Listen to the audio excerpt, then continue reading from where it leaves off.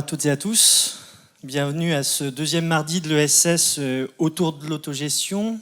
Quelques mots d'accueil. Cette soirée s'inscrit dans le cadre d'un cycle de mardi de la chaire ESS qui cette année cherche à questionner des pratiques, des expérimentations, des idées qui interrogent les reconfigurations actuelles de l'ESS, mais aussi son rôle transformateur dans la société. On parlera d'autogestion ce soir, mais dans les prochains mardis, on parlera aussi de commun numérique ou encore de sécurité sociale de l'alimentation. Vous pourrez retrouver ces informations sur le site de la chaire ESS. Et ce mardi, autour de l'autogestion, fait écho aussi aux 24e rencontres du RIUSS, Réseau interuniversitaire de l'ESS, qui auront lieu cette année à Lyon, les 26 et 28 mai 2025. Vous pouvez aussi les noter dans vos agendas.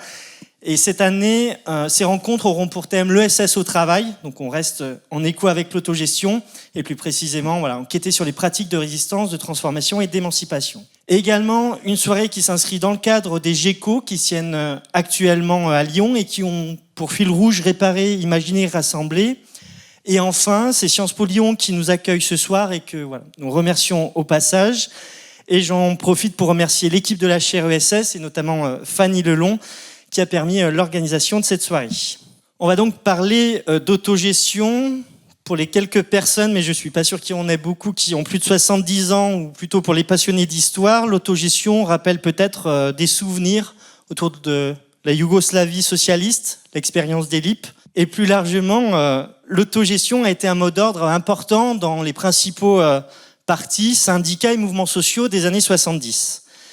Et l'autogestion, pour reprendre une définition de Pierre Rosanvallon, qui avait écrit un ouvrage en 1976, L'âge de l'autogestion, il le définit comme l'exercice collectif de la décision, la possibilité d'intervention directe de chacun dans les problèmes qui le concernent.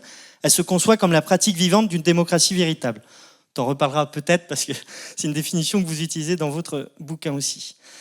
Mais l'autogestion, c'est aussi un référentiel important pour l'économie sociale qui émerge dans les années 70-80, puis pour l'économie solidaire. Et pour vous prendre qu'un exemple, Henri Desroches, qui a écrit un traité sur l'économie sociale en 1983, définit l'économie sociale comme une pratique volontaire d'une socialisation autogérante. Donc un mot autogestion, autogérante, qui est assez omniprésent dans l'époque. Mais ça va connaître une heure de gloire, du moins son heure de gloire dans les années 70, début des années 80, et l'autogestion disparaît largement des débats de la gauche française, comme de l'ESS, jusqu'à il y a quelques années. Et donc si on fait ce débat ce soir, c'est que l'autogestion a refait surface, et pour prendre une date symbolique, et on en reparlera dans la table ronde, par exemple, à Lyon a été créé un collectif autogestion en 2019. Ce qui montre la notion qui réémerge à la fois dans des publications scientifiques, mais aussi une notion qui est portée par des acteurs et des actrices, notamment dans l'ESS, et ça sera l'objet de cette table ronde. Et la question qu'on s'est un peu posée en préparant cette table ronde, c'est qu'est-ce qu'on met derrière autogestion aujourd'hui ? Comment ça se traduit dans l'ESS ? Et c'est un peu les grandes questions qui nous intéresseront ce soir. Pour en discuter, nous avons le plaisir d'accueillir 4 spécialistes de l'autogestion, entre autres, qui ont aussi l'avantage d'être lyonnais, ce qui réduit l'empreinte écologique de cette soirée, mais permet aussi d'ancrer les débats sur l'autogestion dans des débats et des initiatives locales à Lyon. Donc je vais présenter rapidement nos invités par ordre alphabétique, mais ils auront sans doute l'occasion d'en dire un peu plus sur eux. Émilie Lanciano, donc la plupart des personnes ici te connaissent, donc tu es professeure en gestion à l'Université de Lyon 2 et au laboratoire Coactis, tu es co-responsable de la chaire ESS, tu es membre du collectif autogestion et tu travailles entre autres sur les questions de démocratie et d'autogestion dans les organisations de l'ESS. Baptiste Milondo, de ton côté, tu enseignes notamment à Sciences Po et à l'Université Lyon 2, aussi dans le master ESS, et surtout, tu milites, tu travailles et tu as publié un certain nombre de réflexions autour de la décroissance, du revenu inconditionnel, mais aussi de l'ESS, et tu as publié il y a quelques mois avec Simon Cotin-Marx un ouvrage « Travailler sans patron, mettre en pratique l'économie sociale et solidaire », où il est question, entre autres et beaucoup, d'autogestion, et c'est d'ailleurs cet ouvrage qui nous a donné envie en fait de construire cette table ronde. Troisième personne, Clément Riffier, donc tu es sociologue, chargé de mission à l'ANACT, c'est l'Agence nationale pour l'amélioration des conditions de travail. Tu travailles notamment sur les questions d'organisation du travail, de participation au travail, et tu es également membre, comme Émilie, du collectif autogestion. Et enfin, Marie Védy, tu es chargée de gestion administrative et financière à l'ALPIL, l'Action pour l'insertion par le logement. Tu travailles aussi sur des projets de lutte contre l'habitat indigne. Et tu nous parleras un petit peu plus de cette association qui a mis en place depuis quelques années une gouvernance autogestionnaire. Voilà pour une rapide introduction et présentation de cette table ronde.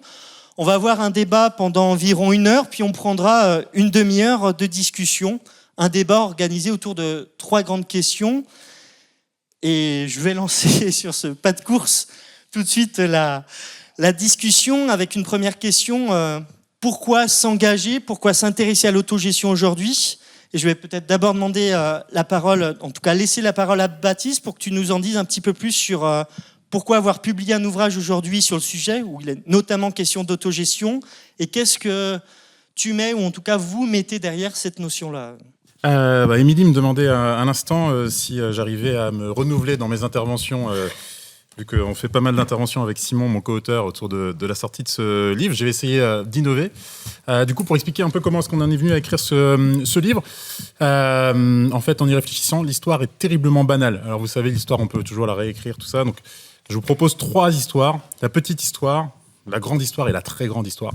La petite histoire, on en est venu à écrire ce livre tout simplement parce que Simon Cotin-Marx, donc mon co-auteur, enseignant, avait un cours à préparer sur l'économie sociale et solidaire. Il m'a passé un coup de fil pour savoir si j'avais pas un cours qui était tout prêt. Je lui ai envoyé, il l'a lu, et il m'a dit il est quand même vraiment bien, tu veux pas écrire un livre? Et puis finalement, il a amené aussi ses références, ses connaissances, sa réflexion, et on en a fait un livre à 2. Ça, c'est la petite histoire. Je vous ai dit, elle est terriblement banale. Mais du coup, si on dézoome, il y a une plus grande histoire. La plus grande histoire, c'est que en fait, ce livre est la suite logique de mon précédent livre et du précédent livre de Simon. Simon a écrit un livre avant qui s'appelle « C'est pour la bonne cause ». Je ne sais pas si certaines parmi vous l'ont lu. « C'est pour la bonne cause », qui est un livre dans lequel il pointe les faiblesses, pour pas dire dérive, du salariat associatif. Donc il partait du constat que dans les structures associatives employeuses, les conditions de travail sont pas top. On va le dire comme ça. Il le dit mieux, plus longuement. Et il a fait son livre a eu beaucoup de succès, ce qui est pas très bon signe. Globalement, ça veut dire qu'il y a beaucoup de gens qui se sont retrouvés dans toutes les critiques qu'il pouvait adresser au salariat associatif. Et donc, il a fait beaucoup de conférences autour de la sortie de son livre. En fait, il constatait qu'à la fin de ces conférences, en gros, tout le monde était d'accord sur le constat. Le salariat associatif, c'est pas ouf. Et en même temps, il n'y avait pas forcément de solution. Donc, il y avait besoin d'un livre, ensuite, pour essayer de trouver des solutions, pour avoir une perspective un peu plus positive. Et puis, de mon côté, le dernier livre que j'ai écrit, c'est sur les questions de justice salariale. Il s'appelle « Ce que nos salaires disent de nous ». Et pour vous faire la version très, très, très raccourcie, avec gros spoiler, mon questionnement, c'est qu'est-ce qui permet de justifier les inégalités salariales? Quels sont les critères qu'on peut mobiliser pour justifier les inégalités salariales? Et j'arrive à la conclusion qu'aucun critère ne me semble satisfaisant pour justifier les inégalités salariales. Donc du coup, je me dévoile tout de suite en tant qu'égalitariste radical. J'arrive à la conclusion que, au lieu de se demander comment est-ce qu'on va justifier les inégalités salariales, il faut se poser la question comment est-ce qu'on peut justifier l'égalité salariale? Qu'est-ce qu'il faut transformer dans notre société pour pouvoir justifier l'égalité salariale? Et ça me conduit à l'autogestion. Donc en gros, la réflexion de Simon le conduit à dire si on veut améliorer les conditions de travail dans le secteur associatif, il faut mettre en place des structures autogérées. Et de mon point de vue, ma réflexion conduit à dire si on veut une véritable justice salariale, alors ça passe par l'autogestion. Ça, c'est pour la grande histoire, pour essayer de sortir de l'histoire banale du cours. Et puis pour la très grande histoire, si je dois vraiment enrober ce projet de livre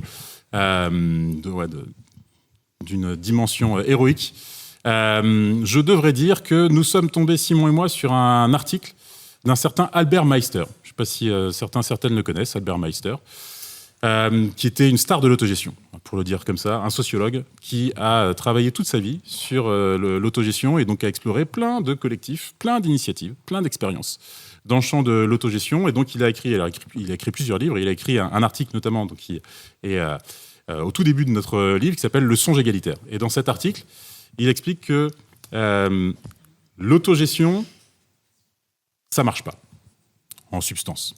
L'autogestion, ça ne marche pas. Il dit, partout où je suis allé, partout où j'ai vu des expériences d'autogestion, j'ai vu que des moments d'autogestion. Et puis tôt ou tard, toutes les initiatives autogestionnaires finissent par retomber dans les travers qu'elles souhaitaient éviter. En gros, finissent par adopter le mode de fonctionnement dont elles souhaitaient se démarquer.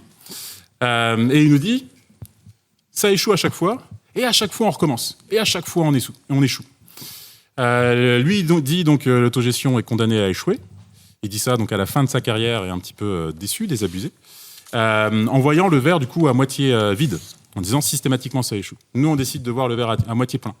Systématiquement on repart, systématiquement on recommence. Donc il le dit d'ailleurs, ça témoigne du fait qu'on est attaché à cet idéal égalitaire. Et du coup, le défi qu'on a essayé de relever dans le livre, c'est plutôt que répéter systématiquement nos échecs, quelles sont les leçons qu'on peut tirer des initiatives autogestionnaires qui semblent fonctionner? Comment est-ce qu'on peut créer une culture des précédents qui nous permettent d'éviter systématiquement de retomber dans les mêmes travers?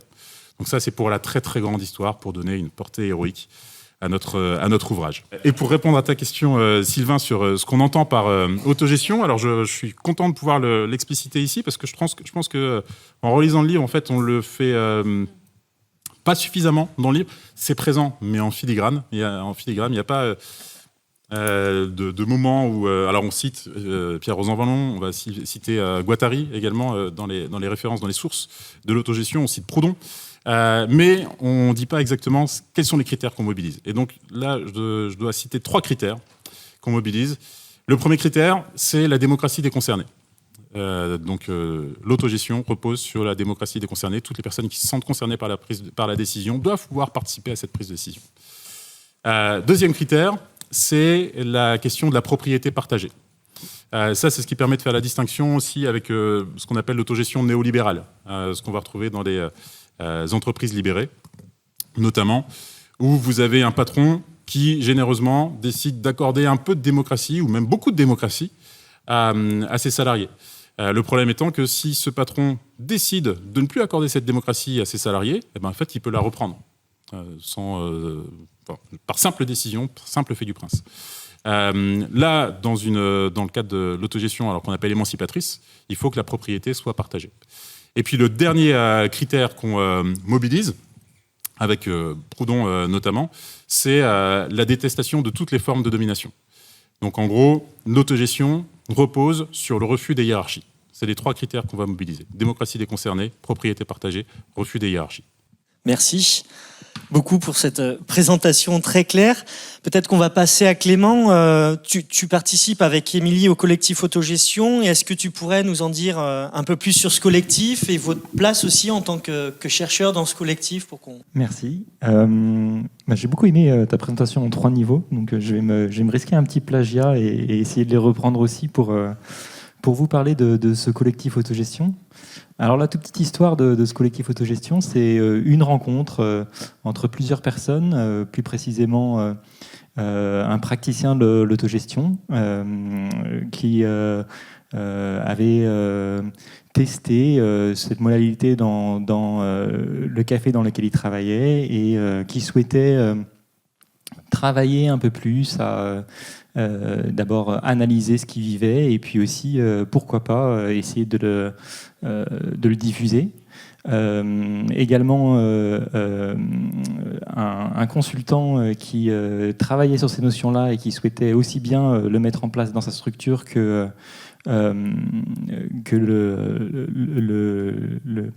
le diffuser par ses interventions dans les entreprises. Et puis moi, donc avec une place peut-être un peu plus de recherche, qui suis dans une organisation qui n'est pas du tout autogérée, et pas du tout, c'est la fonction publique. Je pense que beaucoup d'entre vous appartenant à l'université s'y reconnaîtront, mais qui par contre ont un grand intérêt pour cette question-là et souhaitaient en connaître un peu plus et voir ce que ça produisait. Si on s'intéresse maintenant à la moyenne histoire, un peu plus grande, mais pas encore le plus haut niveau, le constat qu'on faisait tous les 3, c'était le constat d'un manque de lieux pour échanger sur ces questions-là. Alors, existaient certains lieux, puisque cette formation, par exemple, en était un exemple, mais ces lieux étaient bien souvent ponctuels, ce qui ne permettait pas d'aller beaucoup plus loin qu'un premier constat à la fois de l'intérêt qu'emportait cette notion, mais aussi de toutes les difficultés qu'on rencontrait et que Baptiste a commencé à soulever, toutes les difficultés qu'on pouvait rencontrer à les mettre en œuvre. Et du coup, il y a un besoin d'aller un peu plus loin, de pouvoir avoir un lieu où on se retrouve pour pouvoir avancer non plus seulement sur ces constats-là, mais aussi sur, pourquoi pas, des solutions et un partage de pratiques. Et puis, si on s'intéresse à la plus grande histoire, alors moi, je le lierais à la question d'un retour d'intérêt pour la question de la participation des salariés. Hein.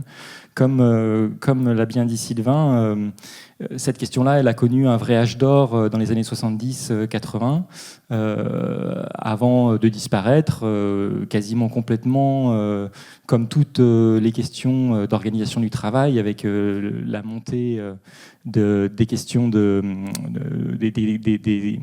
soucis, des craintes autour des questions d'emploi qui a avalé toute autre préoccupation.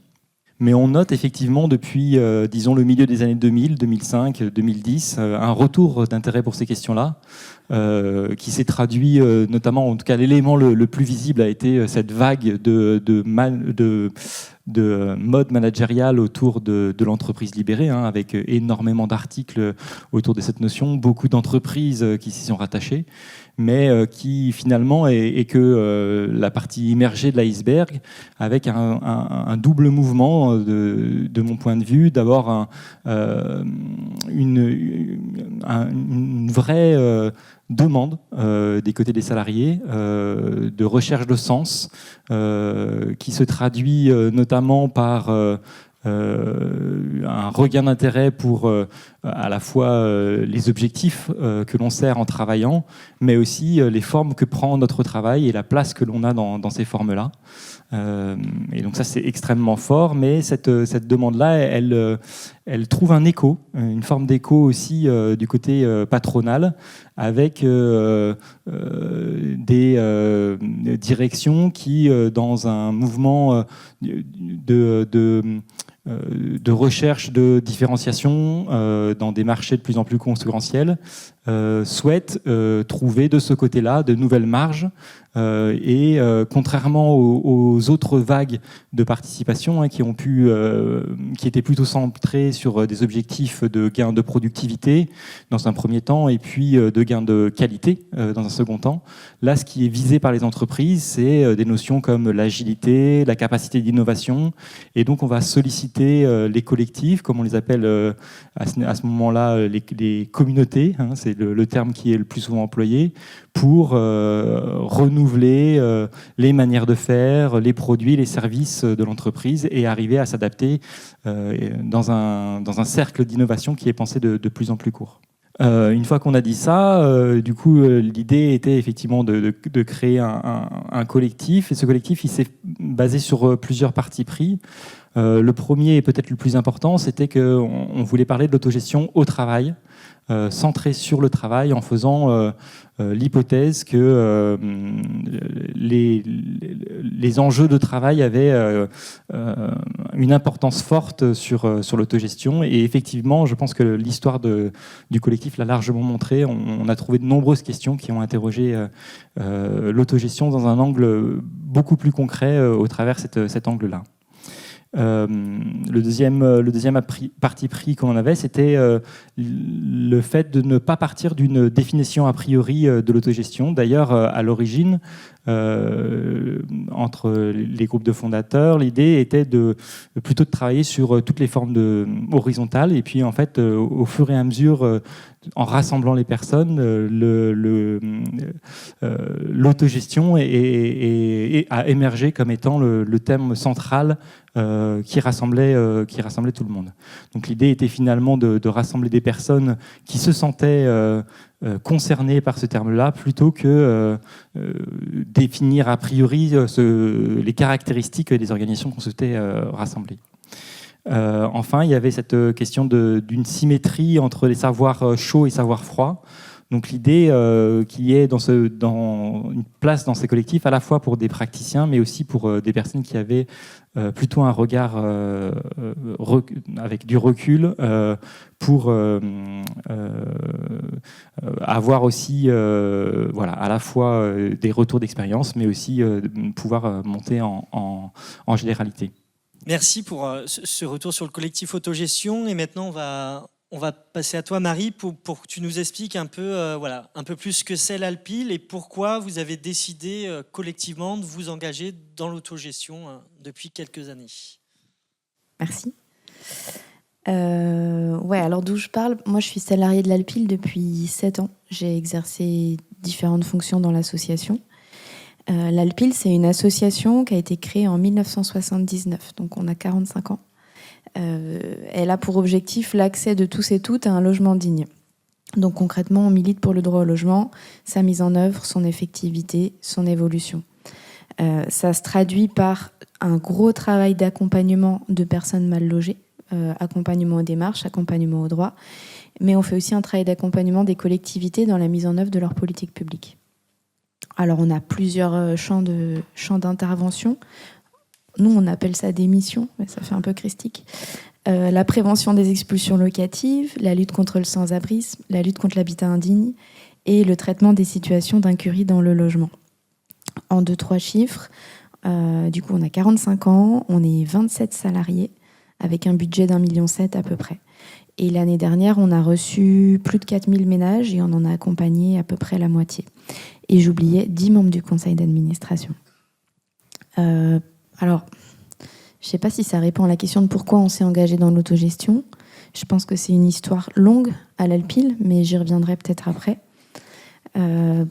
J'aurais envie de dire que l'autogestion, c'est vraiment lié à la nature de nos activités et à la façon liée à la manière dont on conçoit notre activité.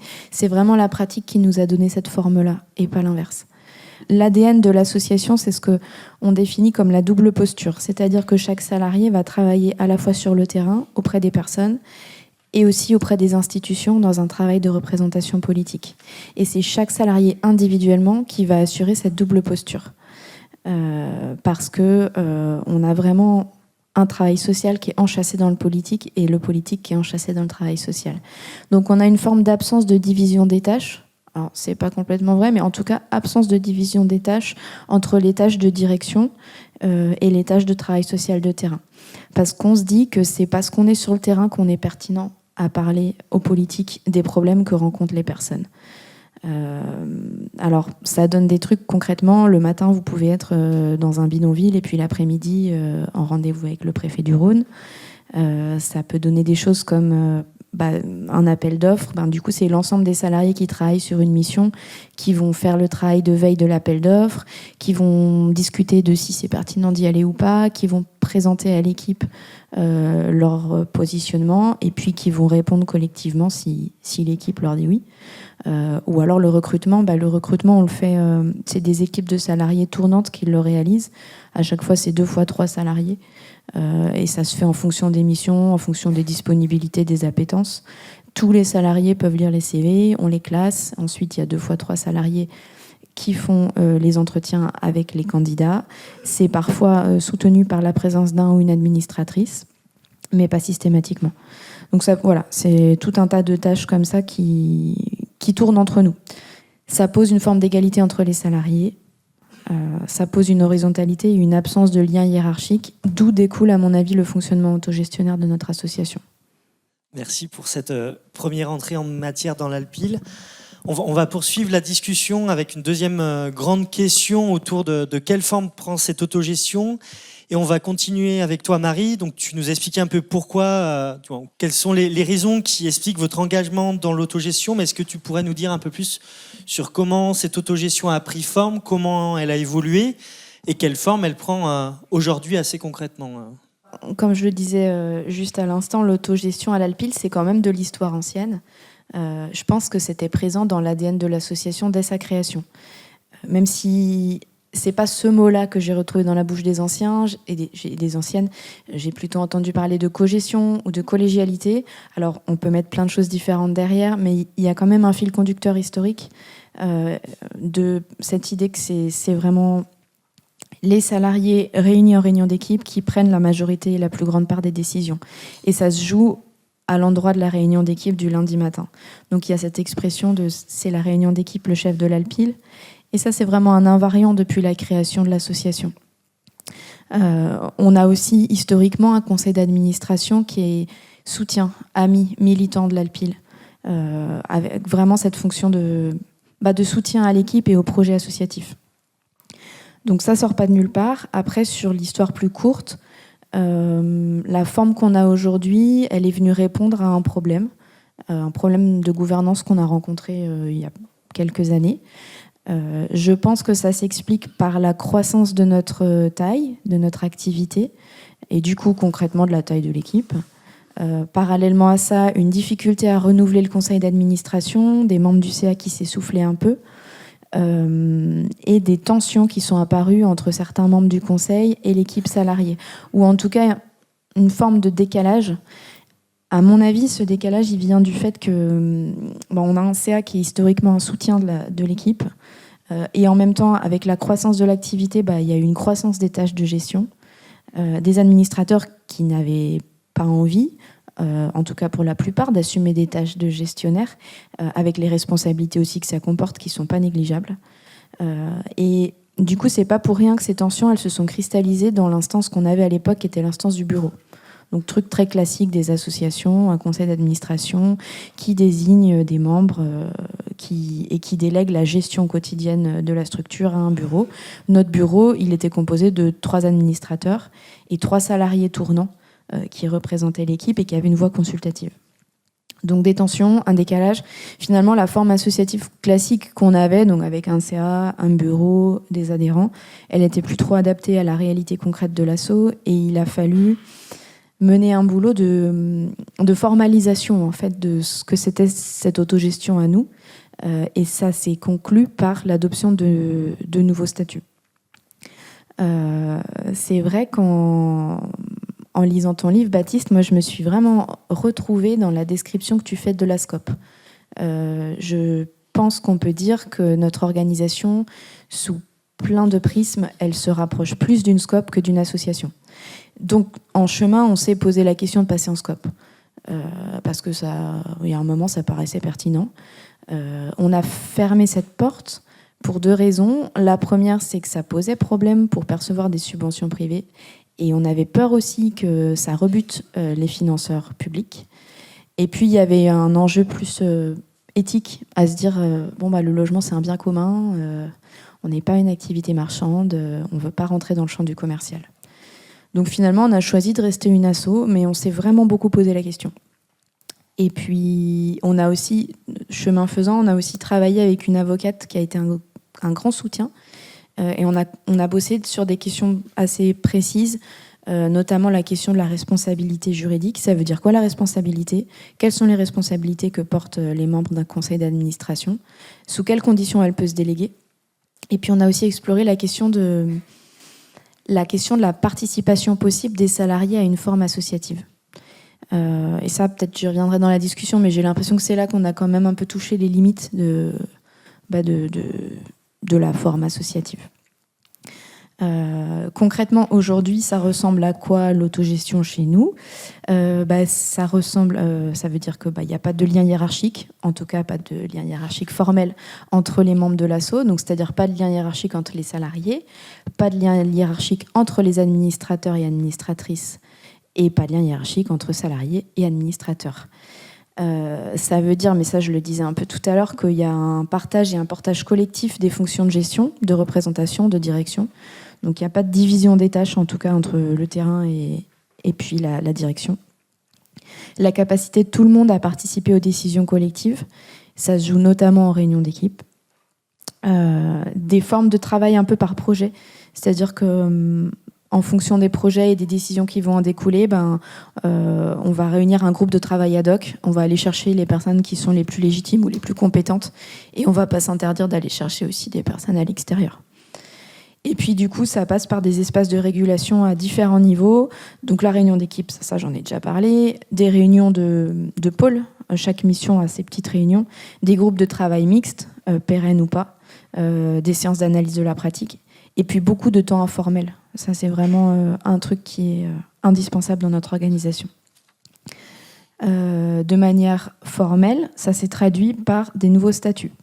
Donc, dans nos nouveaux statuts, il y a quoi ? Il y a un conseil d'administration qui est collégial, donc égalité des administrateurs et pas de présidence. On a des administrateurs qui sont référents sur certaines fonctions, qui ont des espèces de fiches de poste. Donc, on a le référent des ressources humaines, le référent de la gestion financière, le référent du plaidoyer. Et ces administrateurs référents délèguent la totalité de leur pouvoir à certains salariés qui détiennent des mandats. Donc, du coup, il y a un processus un peu de double validation des salariés qui portent les responsabilités. Les administrateurs référents leur ont délégué un pouvoir et l'équipe salariée leur a donné un mandat pour exercer ce pouvoir. Et puis, on a mis aussi dans nos statuts des modalités de décision au consensus. Ça se traduit aussi par du coup des groupes de travail mixtes entre salariés et administrateurs, notamment sur ces questions-là de plaidoyer, de gestion et de ressources humaines. Merci pour cette présentation. Donc, on voit là un cas original de l'Alpil. De ton côté, Émilie, au sein du collectif autogestion, vous avez été amenée à enquêter sur les pratiques et les représentations de l'autogestion dans plusieurs structures. Et est-ce que tu pourrais nous dresser quelques constats, quelques tendances que vous avez pu faire dans ce collectif ? Oui, donc effectivement, comme Clément l'a dit, en fait, le collectif autogestion, il a adopté une perspective ouverte sur les différentes conceptions et les représentations de l'autogestion, en refusant en fait de donner en fait une définition comme l'a fait mon ami à côté, formelle de l'autogestion, mais en essayant de regarder en fait si le terme était explicité, quelles en étaient les différentes acceptations, représentations, pratiques. Et donc avec Clément, on est en train d'essayer de faire un petit travail de cartographie en fait de ces différentes représentations et pratiques. Et ce qu'on voit, c'est qu'effectivement, dans l'espace des différentes années, des différentes sessions, des moments d'échange au sein du collectif autogestion autour de problématiques de gestion traversées par les structures qui se déclaraient en autogestion, on voit effectivement pas une forme unique, pas une unicité de pratique, ni même de conception, mais par contre des questions récurrentes, des dimensions récurrentes que je vais essayer brièvement de détailler. 4 dimensions particulières. La première dimension, qui est la dimension qui revient en fait le plus souvent, c'est que l'autogestion, ce sont des organisations sans chef, sans hiérarchie, enfin presque. C'est-à-dire que la question la plus courante, c'est la question du pouvoir dans le travail, et donc la contestation, en tout cas, du pouvoir formel et la contestation de la hiérarchie comme forme de coordination. Se débarrasser des chefs qui ne servent à rien d'autre qu'à surveiller, à contrôler, et une invitation à ce que chacune prenne en main ses propres affaires. C'était d'ailleurs ça la définition une autre définition d'autogestion de Castoriadis. Donc il y a vraiment cette dimension-là de l'autogouvernement de soi-même. On prend les décisions, prennent les décisions que ceux qui sont concernés par ces décisions. Mais en fait, quand on est dans ces différentes instances, on s'est aperçu qu'il y a des variantes qui existent. Et discussions qui se font. C'est-à-dire que la présence de hiérarchie ne signifie pas forcément dérive autocratique. Et la question alors que les personnes se posent réside peut-être aussi dans le contenu du fonction de la hiérarchie.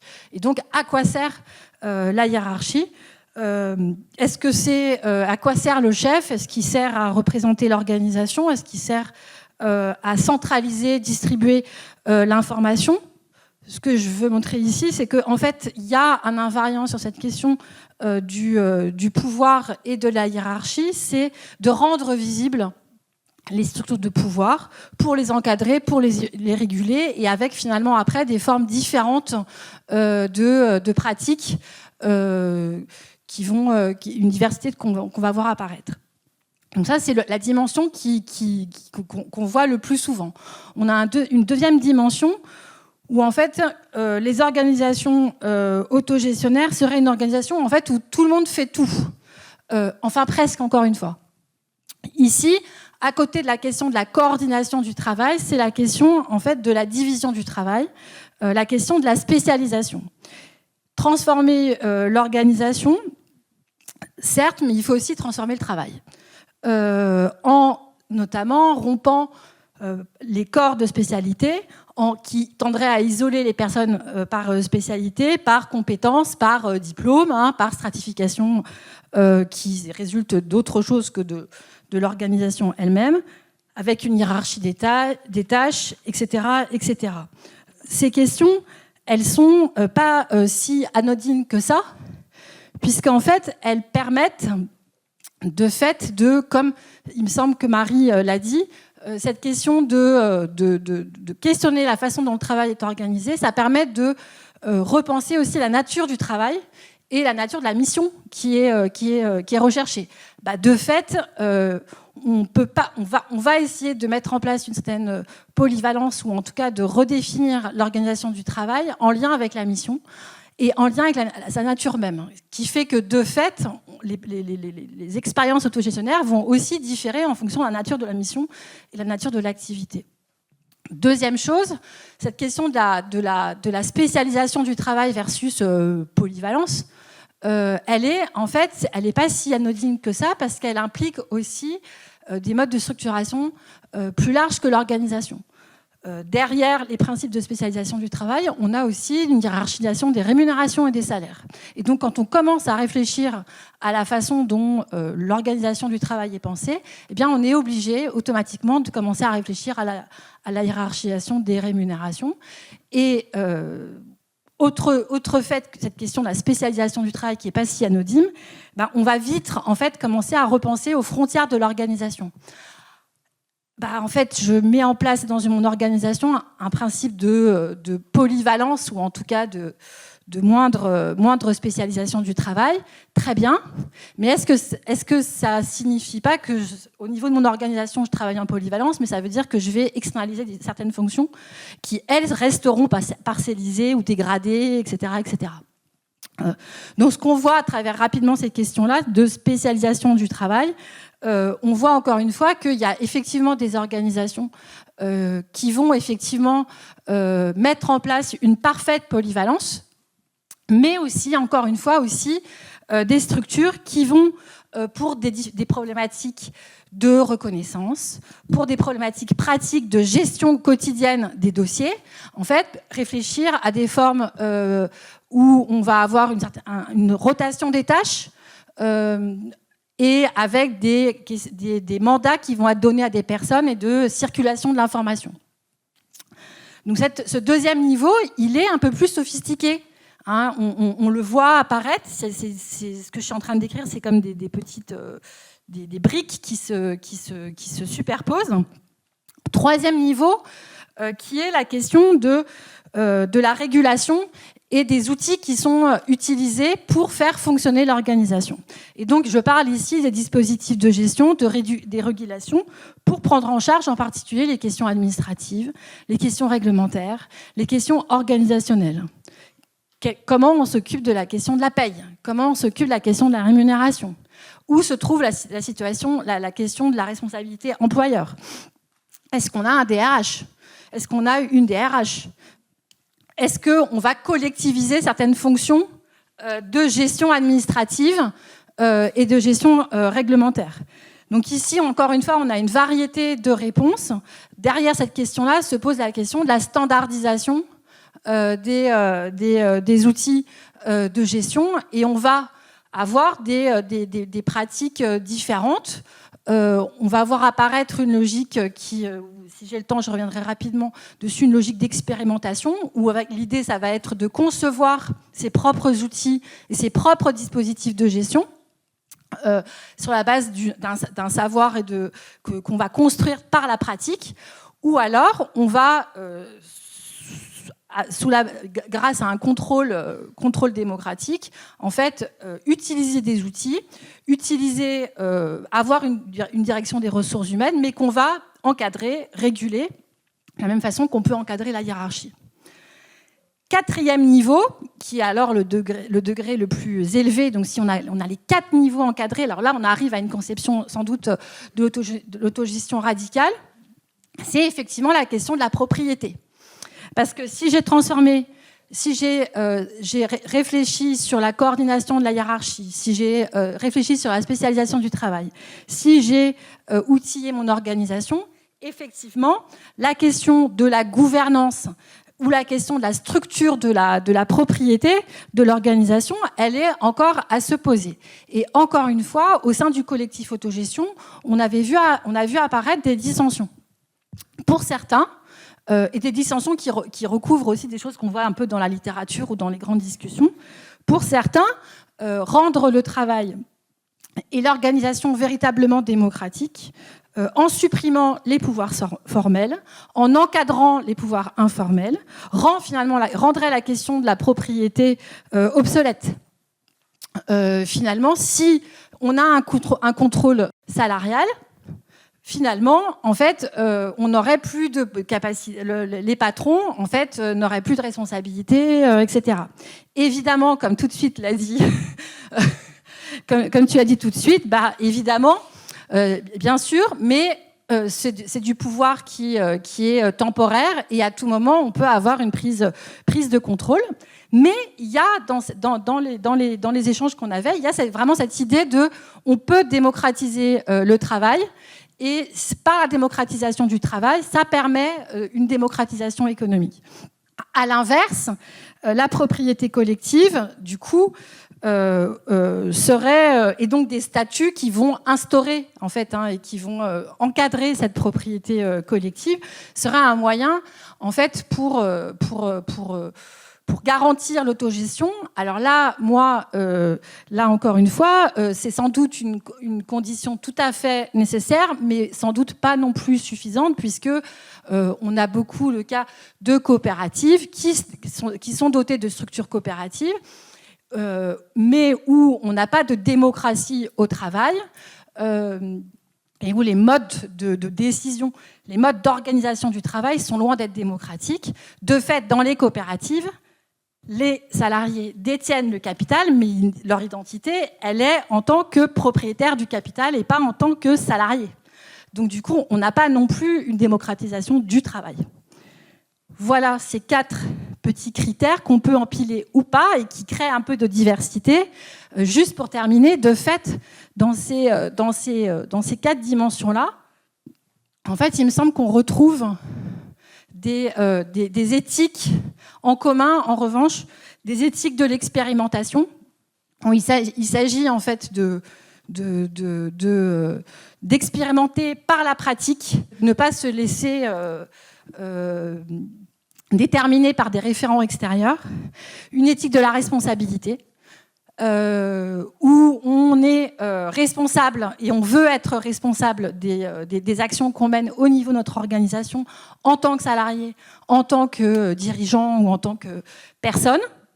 Et enfin, une éthique de l'autonomie collective, où on va essayer collectivement de prendre en main nos questions.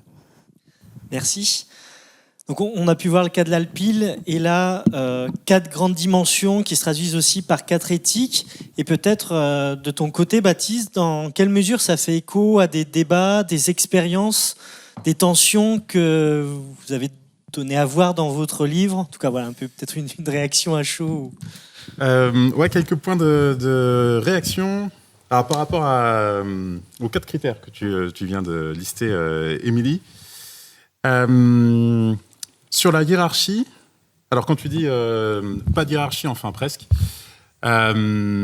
Du coup, dans le livre, ce qu'on précise avec Simon, c'est en gros, nous, quand on dit c'est une détestation de toutes les formes de domination et un refus de la hiérarchie, on dit derrière la hiérarchie, il y a une logique de pouvoir. Le pouvoir, c'est le pouvoir de décider pour les autres, le pouvoir de faire aux autres et le pouvoir de ne pas faire, c'est-à-dire le pouvoir de déléguer à d'autres le soin de réaliser certaines tâches qu'on n'a pas envie de réaliser. Et le pouvoir de faire tout ça sous peine de sanctions. Et en fait, j'ai du mal à imaginer une structure qui se dirait autogérée et qui doterait certains de ses membres, certaines de ses membres, de ce type de pouvoir. Du coup, je pense qu'on doit pouvoir dire l'autogestion, c'est le refus de la hiérarchie. En disant exactement ce que disait Marie tout à l'heure. La phrase que tu as dite tout à l'heure, Marie, c'était à l'Alpil, le chef, c'est la réunion d'équipe. Et c'était exactement ce que un des membres d'une coopérative autogérée sur Lyon m'a dit pendant un entretien. Donc, lui, il disait, en fait, il n'y a pas de hiérarchie interpersonnelle. Par contre, évidemment, chacun doit respecter les décisions du collectif. Et donc, c'est pour ça qu'il peut y avoir une hiérarchie, mais du collectif, un pouvoir du collectif sur ses membres, sachant que chacun des membres participe à la prise de décision. Ça, c'est sur le côté hiérarchique. Sur la polyvalence, quelques mots.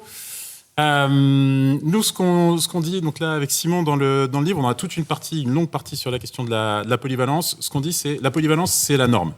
Dans toutes les structures autogérées qu'on a pu observer ou interroger, on a dit, on part de la polyvalence. Et en même temps, toutes les structures nous ont dit, et là je te rejoins, polyvalence, enfin presque, toutes les structures nous ont dit, en fait, on a toujours aménagé. On a toujours fini par aménager la polyvalence en mettant en place une petite dose de spécialisation. Donc, la conclusion à laquelle on est arrivé, c'est la norme, parce que derrière, il y a des enjeux de pouvoir.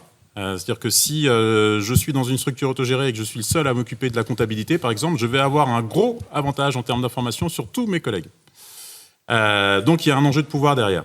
Donc, la polyvalence permet de réguler cette question du pouvoir. Ensuite, il y a une question de plaisir, de satisfaction au travail. Ça rejoint un peu les idées de Fourier quand il parle de la papillonne, quand il parle de la composite, pour dire en fait c'est quoi ce qui permet de rendre le travail attrayant. C'est pouvoir changer d'activité, avoir plein d'activités différentes sur un même poste de travail. Et ça rejoint aussi ce que tu disais, Marie. Donc il y a la question du plaisir, et puis il y a la question de la pénibilité. En fait, la polyvalence, c'est aussi s'assurer que tout le monde se coltine les tâches pénibles. Éviter de déléguer systématiquement aux mêmes les tâches pénibles, aux mêmes, donc les subalternes, ou, comme tu l'as dit aussi, Émilie, aux sous-traitants, aux prestataires extérieurs. Il y a une question qu'on pose dans le livre, c'est est-ce qu'on peut imaginer une structure autogérée qui déciderait de déléguer le ménage à du personnel extérieur? Est-ce que ça aurait encore un sens, en fait? Si on refuse toutes les formes de domination, est-ce que ça a encore un sens? Et ça rejoint une autre question qu'on aborde dans le livre, qui est la question du périmètre de la démocratie, et du coup du périmètre de l'autogestion. Je fais un petit écart là sur la question de la démocratie. On dit souvent, c'est un exemple qu'on prend dans le livre, Athènes était un modèle de démocratie. C'est toujours Athènes qui est cité quand on parle de démocratie. Et effectivement, Athènes était un modèle de démocratie si on était un homme, si on était athénien, et si on était libre. Mais si on n'était pas un homme, qu'on était une femme, qu'on n'était pas libre et qu'on était étranger, mais en fait, la démocratie, on ne la voyait pas. Donc tout l'enjeu, là, quand on parle d'autogestion, c'est savoir mais où s'arrête l'autogestion? Quel est le périmètre de cette autogestion? Et donc où est-ce qu'on décide de réintroduire des formes de domination ou pas? Donc, c'est une norme, la polyvalence, mais il y a systématiquement des aménagements qui sont faits. Donc la spécialisation est introduite par petites touches. On observe que lorsqu'il y a spécialisation, cette spécialisation, elle doit être partagée, elle doit être tournante. À partager, ça veut dire que personne ne doit avoir une chasse gardée en disant en fait c'est moi qui m'occupe de ça et je suis le seul à m'occuper de ça dans l'organisation. Elle doit être tournante, ou alors, à défaut, elle est ouverte. C'est-à-dire que n'importe quel membre du collectif peut venir et dire mais en fait, là pour le moment c'est toi qui t'occupes de ça, moi j'aimerais bien aussi m'en occuper et donc tu vas me former pour que je puisse m'en occuper. Donc ça permet quand même de se dire il y a la polyvalence comme norme, on met en place de la spécialisation parce que pour des questions pratiques on met toujours en place de la spécialisation, mais cette spécialisation elle est encadrée. Et puis sur la question de la propriété, dernier point, Sur la question de la régulation, je te rejoins totalement, mais j'aurais rattaché ça pour retomber sur mes pieds des trois. Ah bah oui. Sinon, ça n'a plus aucun sens. J'aurais rattaché ça à la question de la hiérarchie à l'arrivée. Parce qu'en gros, ce que tu pointes, c'est les rôles qui reviennent au chef dans une organisation classique. La coordination, la régulation, la formation, la représentation et puis la responsabilité. Donc du coup, j'arrive tout de suite sur la question de la propriété. Alors du coup, j'aurais bien voulu être là dans les débats que vous avez eus au sein du collectif Autogestion sur cette question de la propriété. Moi, l'exemple que je prends tout le temps, c'est un exemple tiré du documentaire qui s'appelle Le bonheur au travail. Et je ne sais pas s'il y en a qui l'ont vu, un documentaire qui est passé il y a quelques années sur Arte, un documentaire en 2 volets. Et donc du coup, ça parle d'entreprises libérées. Et il y a notamment un modèle d'entreprise libérée. Alors c'est un patron américain qui est en Californie et je crois qu'il fait il fait du vin. Je crois que c'est en Californie. Il fait du vin et il explique que il a décidé de passer son entreprise en entreprise libérée, c'est-à-dire que maintenant ses salariés sont totalement autonomes. C'est eux qui prennent les décisions. Lui, il s'occupe plus de rien et il est très content. Il part en vacances. Il est très content. Il part en vacances et il dit c'est bon, moi je pars l'esprit tranquille. 2 choses.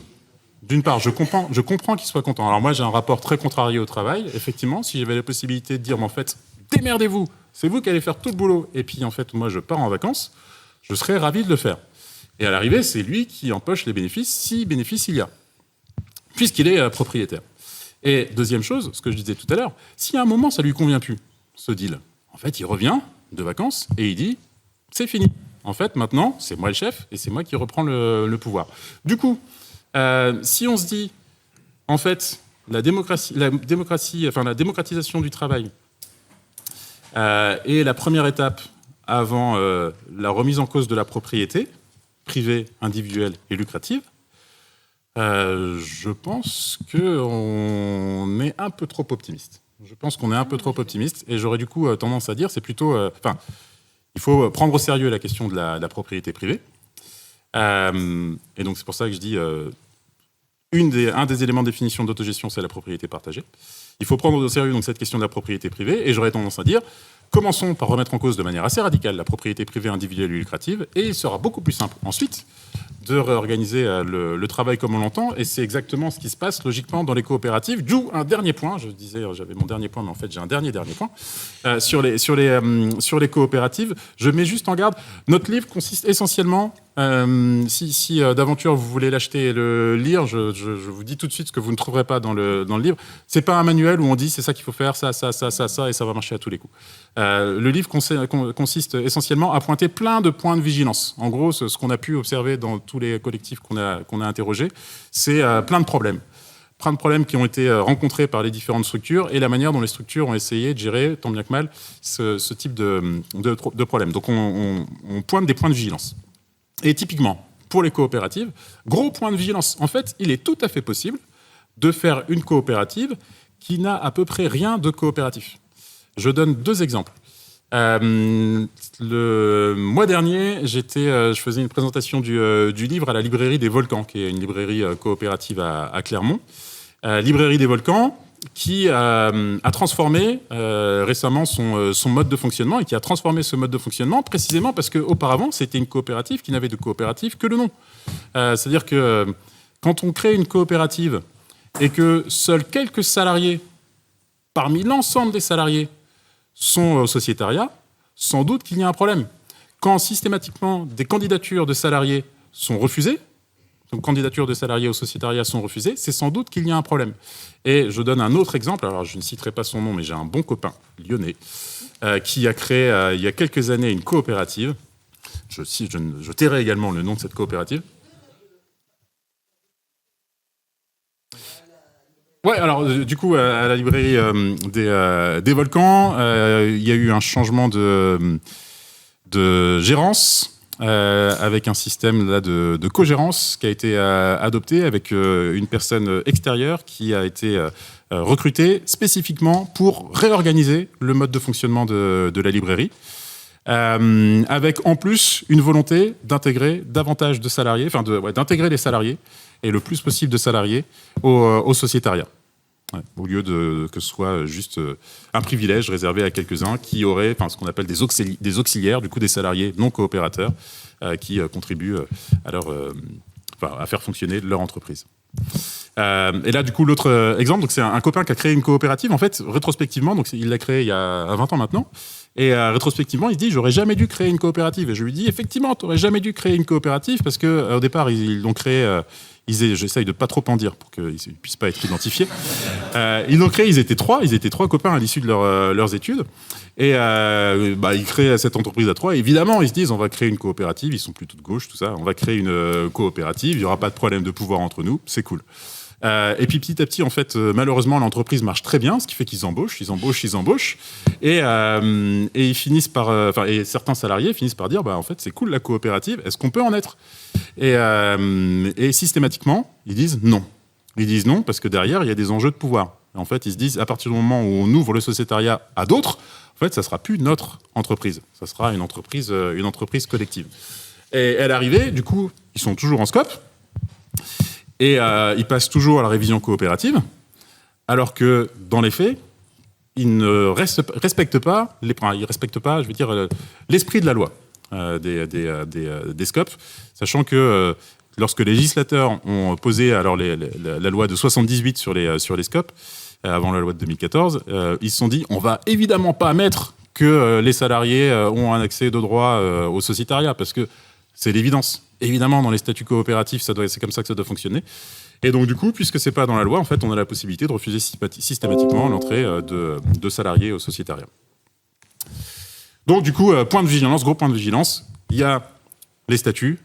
Pour la question de démocratie, il y a les principes, les statuts, les pratiques et la culture. Et il faut travailler tout ça. Merci. On aura, je pense, au cours de la discussion, l'occasion de revenir un peu sur ces formes, ces conditions de l'autogestion. Mais on va passer à un troisième et dernier temps autour de qu'est-ce que produit l'autogestion. Et peut-être en commençant par toi, Marie, pour que tu nous dises un peu qu'est-ce que l'autogestion a produit sur les salariés, peut-être même sur toi, sur les bénéficiaires, sur l'organisation, et ouvrir sur peut-être les difficultés et enjeux que vous avez aujourd'hui pour qu'on en discute aussi collectivement. Ce que ça produit. Pour les salariés, c'est super. Ça nous donne de l'autonomie, ça nous donne de la liberté. Donc ça nous donne aussi de la créativité, ça nous permet d'inventer des nouvelles formes de travailler, de détecter des enjeux émergents. Je pense que ça nous permet de mieux travailler. Et puis ça nous permet aussi d'interroger un peu plus facilement nos pratiques. C'est aussi super parce que ça donne du sens. Et dans le milieu dans lequel je travaille, c'est quand même vachement important. Vu le contexte de pénibilité aujourd'hui qu'on rencontre dans le travail social, la grosse machine à broyer les gens à laquelle on fait face et puis la détresse des personnes qu'on accompagne, ça fait du bien de retrouver un peu de pouvoir d'agir dans une forme de travail qui nous autonomise et qui nous permet de remettre du sens. Alors pour les personnes accompagnées, c'est un peu plus difficile à dire, mais on a l'intuition que quand même la liberté qui est donnée aux salariés dans leur manière de travailler, elle a un impact dans la manière dont on accompagne les gens. Je pense qu'on permet une plus grande souplesse dans l'accompagnement des personnes. Ça permet aussi aux gens d'avoir des interlocuteurs et des interlocutrices qui connaissent vachement bien les politiques de logement, l'ensemble des dispositifs et qui leur permettent, je pense, d'apporter un éclairage politique ou en tout cas un éclairage technique sur leur situation qui peut parfois un peu mieux orienter les choix. Et puis, après, on se leurre pas trop. La relation entre personnes accompagnées et personnes accompagnantes n'a rien d'horizontal. Mais je pense quand même que l'horizontalité des rapports au travail qu'on a entre nous, elle permet de faire infuser un peu plus d'horizontalité dans le rapport qu'on a avec les personnes. Et au niveau de l'organisation, je pense pour l'Alpil, c'est une administratrice qui m'a dit ça une fois, j'ai trouvé ça rigolo. Une boule, ça résiste mieux qu'une pyramide. Je pense qu'on a 45 ans, on a traversé des crises vraiment importantes. Et c'est quand même une asso qui a fait preuve d'une résilience notable. Et je pense que c'est en partie lié à notre organisation du travail.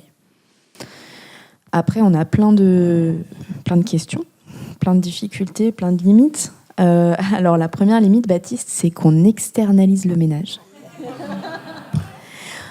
Alors, on a des raisons valables pour le faire. Néanmoins, c'est un gros débat. Ça a été mis en questionnement plusieurs fois dans l'équipe. Pour l'instant, le choix a été fait de pas l'internaliser, mais je suis d'accord avec toi. Je pense que c'est une limite notable de notre organisation. À part ça, l'autogestion, ça prend du temps. Moi, j'ai calculé que c'était 25% du temps de travail en moyenne de chaque salarié. 25% du temps de travail, de gestion, de représentation, de réflexion, de débat, de décision collective, de tout ce qui n'est pas directement affecté à une activité productive, quoi. Et j'ai l'impression qu'il est difficile de réduire ce temps si on veut que la machine continue à tourner. L'autre limite, c'est la taille. Je pense qu'on n'est pas un modèle du tout, et notre organisation, elle n'est pas reproductible à grande échelle. On est déjà à 27, et je pense qu'on touche aux limites en fait de notre taille, parce qu'autour de la table on tient presque plus, et ça c'est vraiment important pour prendre des décisions ensemble. L'autre limite qu'on peut pointer, c'est, mais tu en parles très bien dans ton livre, Baptiste, c'est le recrutement entre pairs. Alors ça peut être vu comme une force ou comme une faiblesse, ça dépend des lunettes qu'on met. Néanmoins, je pense qu'on peut faire le constat que le profil des salariés, il s'homogénéise avec le temps. Et d'un point de vue des valeurs, d'un point de vue politique, il y a une très grande homogénéité dans le collectif. Concrètement, on se ressemble beaucoup, quoi. Et ça permet de faire en sorte que notre collectif il marche plutôt très bien. Et en même temps, on pourrait nous reprocher une absence de diversité, et on aurait bien raison. La plus grosse question qui nous anime aujourd'hui, en tout cas le problème, je pense, le plus épineux pour nous aujourd'hui, c'est la question des ressources humaines. Et plus précisément, moi j'aimerais bien que quelqu'un m'explique comment on gère la fonction disciplinaire dans un collectif sans lien hiérarchique. On n'a pas encore trouvé, on expérimente des trucs, on fait appel à des tiers aussi quand on n'y arrive pas tout seul. Mais personnellement, je trouve ça très dur. Et puis voilà pour les limites. En tout cas, c'est plus je pense qu'on peut se dire qu'on a un horizon autogestionnaire et qu'on essaye d'avancer avec la pratique, mais que tout n'est pas terminé. Merci. Plein de chantiers de travail qui seront... Je pense qu'Émilie est contente sur les questions RH ou... En tout cas, des sujets qui seront aussi travaillés par la suite dans la chaire ESS. De ton côté, Clément, est-ce que tu pourrais nous préciser un peu quelle est l'originalité de l'autogestion, également dans ce qu'elle produit par rapport à d'autres pratiques participatives, horizontales, et quels sont aussi les grands enjeux, limites que vous avez pu observer dans le collectif? Merci. Alors je vais essayer de faire ça en faisant une réponse à Baptiste et une continuité aussi par rapport à ce que tu dis, Marie, que je trouve vraiment hyper pertinent, hyper intéressant. Finalement, dans cette manière de voir l'autogestion, il y a vraiment quelque chose de fort dans le collectif autogestion et qui démarque un petit peu peut-être de la manière dont tu le présentes, Baptiste, qui était effectivement cette question de se dire qu'on n'avait pas de parti pris sur une définition a priori de ce qu'était l'autogestion. Et qu'on prenait tous ceux qui se sentaient proches de ce terme et souhaitaient travailler autour de ça. Et effectivement, du coup, ça fait que dans le collectif autogestion, on a des formes que certains d'entre nous ne qualifieraient pas d'autogestion, avec des formes de participation limitées, encadrées, mais pour autant dans lequel ils trouvent une certaine forme de satisfaction qui rattache eux-mêmes à la notion d'autogestion et qui fait que ils ont l'impression en tout cas d'être un peu différents de ce qui se fait par ailleurs. En fait, quand on travaille avec le collectif autogestion, ce qui est vraiment intéressant, c'est que finalement, dans ce groupe-là, on n'a pas quelque chose de fort qui va sortir en termes d'une forme différente de ce que ce serait que l'autogestion et qui s'opposerait à les modes de fonctionnement classiques. Finalement, même dans certaines organisations qui se disent autogérées, on retrouve des formes assez similaires parfois à ce qui se fait dans des entreprises classiques. On ne trouve pas non plus, et ça tu le dis très bien, et je suis tout à fait d'accord avec toi, de différence extrêmement forte dans les résultats, dans ce que ça produit. Même si Marie nous dit que ça produit des choses fortes pour les salariés en termes de satisfaction, toutes les organisations qu'on rassemble, elles ont aussi été traversées par des crises, par des conflits qui sont fréquentes, qui sont récurrentes et qui produisent des burn-out, des départs, voilà, tout ce qu'on peut voir et qui est bien décrit aussi par Simon dans son livre sur les associations. Donc finalement, dans les entreprises autogérées, on a aussi, en termes de résultats, quelque chose de l'ordre qui parfois, malheureusement, se rapproche aussi des entreprises classiques. En fait, il y a quand même une différence forte, mais pour nous, elle ne se situe pas tellement dans des formes qu'on pourrait définir a priori. Elle ne se situe pas dans les résultats, elle se situe plutôt dans le processus.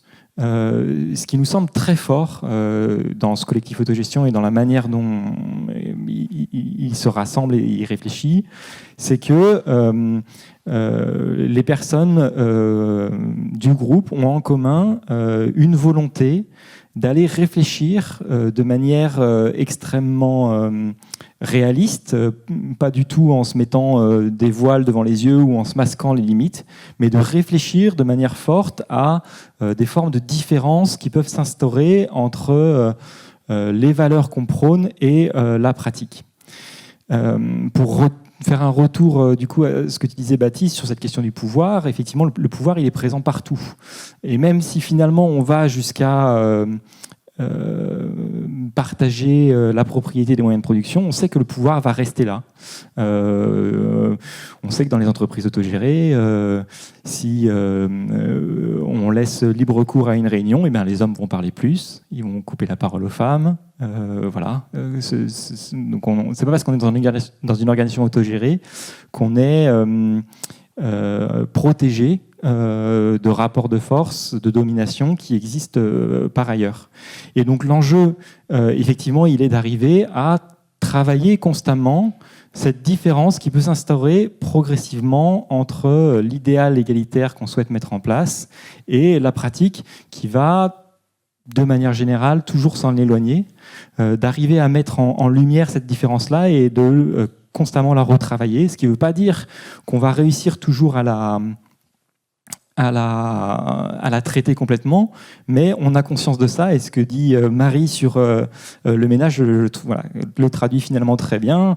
L'enjeu autour du ménage, effectivement, une organisation autogestionnaire pure et parfaite réinternaliserait le ménage, mais et ça reboucle sur ce que tu disais aussi sur les limites de l'autogestion. L'autogestion, c'est aussi une charge, même on pourrait dire une double charge, une charge d'abord mentale, puisque dans l'autogestion, les salariés vont porter un certain nombre de sujets que parfois il est assez agréable de déléguer à une direction, hein, la question disciplinaire par exemple. C'est vraiment pas agréable de se retrouver dans un processus où on doit prendre une décision disciplinaire.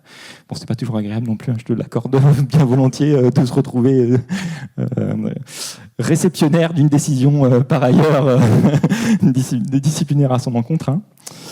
Il n'est pas du tout question de ça. Mais voilà, il y a donc une charge mentale à prendre en charge des sujets qu'on pourrait considérer qui n'est pas de sa responsabilité. Et parfois, c'est assez agréable de se dire moi, je fais mon travail et je rentre chez moi. Et, voilà. Donc, c'est une charge mentale. C'est aussi une charge de travail. Hein, tu le disais, 25% du temps derrière. Et donc, du coup, l'enjeu, il est finalement peut-être moins de se dire il faut tous qu'on aille à un maximum d'autogestion où on partagerait tout et on ferait tout tous ensemble, mais peut-être de se dire quel est le bon degré qu'on cherche par rapport à la charge mentale qu'on est prêt à poser, à porter, par rapport à la charge de travail qu'on a aussi disponible pour rentrer dans ces processus-là. Donc effectivement, l'importance d'un processus réflectif et qu'on pourrait rattacher finalement à ce travail d'enquête démocratique de Dewey. Merci. Peut-être pour conclure, Baptiste, ton ouvrage avec Simon Cotin-Marx a en toile de fond au final peut-être la question de l'autogestion, mais porte plus largement sur l'ESS, voire élargit le questionnement, et du coup quels sont un peu peut-être les effets, les leçons à tirer de l'autogestion pour l'ESS ou au-delà. En tout cas, c'est des questionnements qui vous animent aussi, donc peut-être ouvrir un... Je garde Tu peux réagir. cette question, je vais y répondre. Tu peux réagir Je d'abord. réagis juste vite fait. Alors d'une part, pour dédramatiser la question du ménage. Dans le livre, on parle on fait référence à un travail de Michel Lallemand, donc qui est sociologue au CNAM, qui a bossé sur les communautés intentionnelles aux États-Unis. En termes de fonctionnement autogestionnaire, je ne sais pas si on trouve vraiment mieux que ces communautés intentionnelles aux États-Unis. Donc c'est des communautés de travail dans lesquelles tout le monde bosse, tout le monde fait à peu près tout le monde partage à peu près tout, etc. Et il nous dit, dans ces communautés intentionnelles, la question du partage des tâches a été poussée très très loin, notamment pour faire en sorte de partager la pénibilité. Parce que si on laisse les choses fonctionner sans règles, très vite, c'est toujours les mêmes qui scoltinent les tâches pénibles, et c'est souvent les femmes. Notamment le ménage, tout ça. Du coup, ils ont mis en place des règles très très strictes, enfin très cadrées, pour dire on partage. Et Michel Lallemand s'aperçoit tout de même en y allant, parce que lui, il y va du coup pour observer, il s'aperçoit que parmi les tâches vraiment chiantes, il y en a une qui consiste à vider le compost, à retourner le compost et à vider les toilettes sèches. Et il constate que pour ces tâches-là, quasi systématiquement, les membres de ces communautés intentionnelles font appel aux visiteurs. Donc en fait, il y a plein de gens qui viennent pour visiter les communautés intentionnelles. Et donc en y restant un petit peu, il se dit mais en fait à chaque fois, c'est pas les gens des communautés intentionnelles qui s'en occupent, c'est systématiquement les autres. Donc il y a une forme aussi dans ces exemples, dans ces modèles de fonctionnement autogestionnaire, il y a une forme de délégation, de sous-traitance des tâches ingrates. Donc ça c'est pour dédramatiser un petit peu. Effectivement, là je te rejoins Clément, ça reste un idéal. Je pense qu'aucune structure peut dire c'est bon, on l'a fait, on y est à l'autogestion. Et c'est pas grave. Un mot sur la question de la discipline. Discipline sans chef. Effectivement, c'est une question, ça fait partie des questions chiantes, des questions qui sont très compliquées à gérer. Et notamment parce que, alors tu l'as dit en présentant votre collectif, Marie, vous êtes un collectif ultra homogène. Et en fait, très vite, dans une structure autogérée, on finit par bosser entre copains-copines. Et on peut être amené, du coup, à sanctionner un coopin, du coup, avec les deux os de coopératifs. Et c'est compliqué. C'est compliqué, et c'est vrai que ça peut être plus confortable de déléguer ça à un patron, mais qu'on a pu, parce qu'on a décidé d'être en autogestion, ce qui est plutôt cool. Alors, du coup, plusieurs choses là-dessus. Bon, d'une part, l'autogestion, ça demande une part d'autodiscipline, davantage que dans n'importe quelle autre structure. Donc ça, il faut le poser aussi dès le début. En fait, au moment du recrutement aussi, il faut pouvoir se dire, en fait, on recrute quelqu'un qui va être co-employeur et qui sera capable de s'autodiscipliner. Mais en même temps, une fois qu'on a dit ça, on sait qu'il y a toujours des moments où ça finit par mal se passer. Et du coup, il faut l'anticiper. Et là, il y a un parallèle entre le fonctionnement des structures autogérées et le fonctionnement des communs. Les règles de fonctionnement des communs telles qu'elles sont édictées par Elinor Ostrom disent clairement, en fait, il faut imaginer toujours, il faut prévoir toujours, avant que les problèmes ne surviennent, les modes de règlement des différends. Toujours prévoir les modes de règlement des différends. Et donc là, concrètement, dans les structures qu'on a pu observer avec Simon, on voit que généralement, il y a alors soit des personnes qui sont identifiées clairement dans le collectif pour qu'on puisse se tourner vers elles lorsqu'il y a un problème, lorsqu'il y a un conflit. Donc toujours avoir plusieurs personnes, parce que si on est en conflit avec une des personnes, évidemment, toujours plusieurs personnes. Donc un sous-groupe dédié à ces questions-là. Ou d'autres collectifs qui disent, en fait, à chaque fois qu'on a un problème, on crée un comité ad hoc. Un sous-groupe qui sera chargé de gérer ce problème. Ou d'autres collectifs qui nous disent, en fait, les problèmes, parce que c'est vraiment trop compliqué de les gérer en interne, on les sous-traite à un autre collectif qui est chargé de dénouer le problème, de détricoter le conflit, sachant que, et c'est le dernier point sur cette question d'autodiscipline, il faut réussir de discipline, il faut réussir à dédramatiser, en se disant qu'il faut voir les conflits comme une question qui est posée au collectif, systématiquement. En fait, c'est un conflit, c'est un désaccord. Et il faut pas avoir peur de ce désaccord, il faut clairement le faire ressortir, donner la possibilité de le faire ressortir, et se dire, en fait, qu'est-ce que ça implique de changer dans nos modes de fonctionnement ? Est-ce qu'on est prêt à changer nos modes de fonctionnement pour gérer ce conflit, pour gérer ce désaccord, ou est-ce qu'on reste ferme sur nos principes ? Et qu'est-ce que ça implique en termes de sanctions, effectivement, pour la personne qui est en désaccord ? En se disant, effectivement, on doit pouvoir aller jusqu'au départ de la personne. Mais la plupart du temps, en fait, la difficulté, donc ça c'est un autre gros point de vigilance qu'on pose dans le livre, la difficulté dans les collectifs autogérés, c'est que précisément puisqu'on est entre copains-copines, on se dit ça va toujours bien se passer. Et en fait, ça se passe jamais plus mal que quand on est entre copains-copines. Je pense à un exemple de collectif où non seulement ils étaient entre copains-copines, mais en plus, pour certains, ils étaient entre colocs. Et donc, du coup, quand il y a un conflit au boulot et qu'en plus, on rentre à la maison et on est encore avec le ou les collègues, ça devient vraiment... c'est beaucoup plus compliqué, en fait, à gérer. Donc, gros point de vigilance.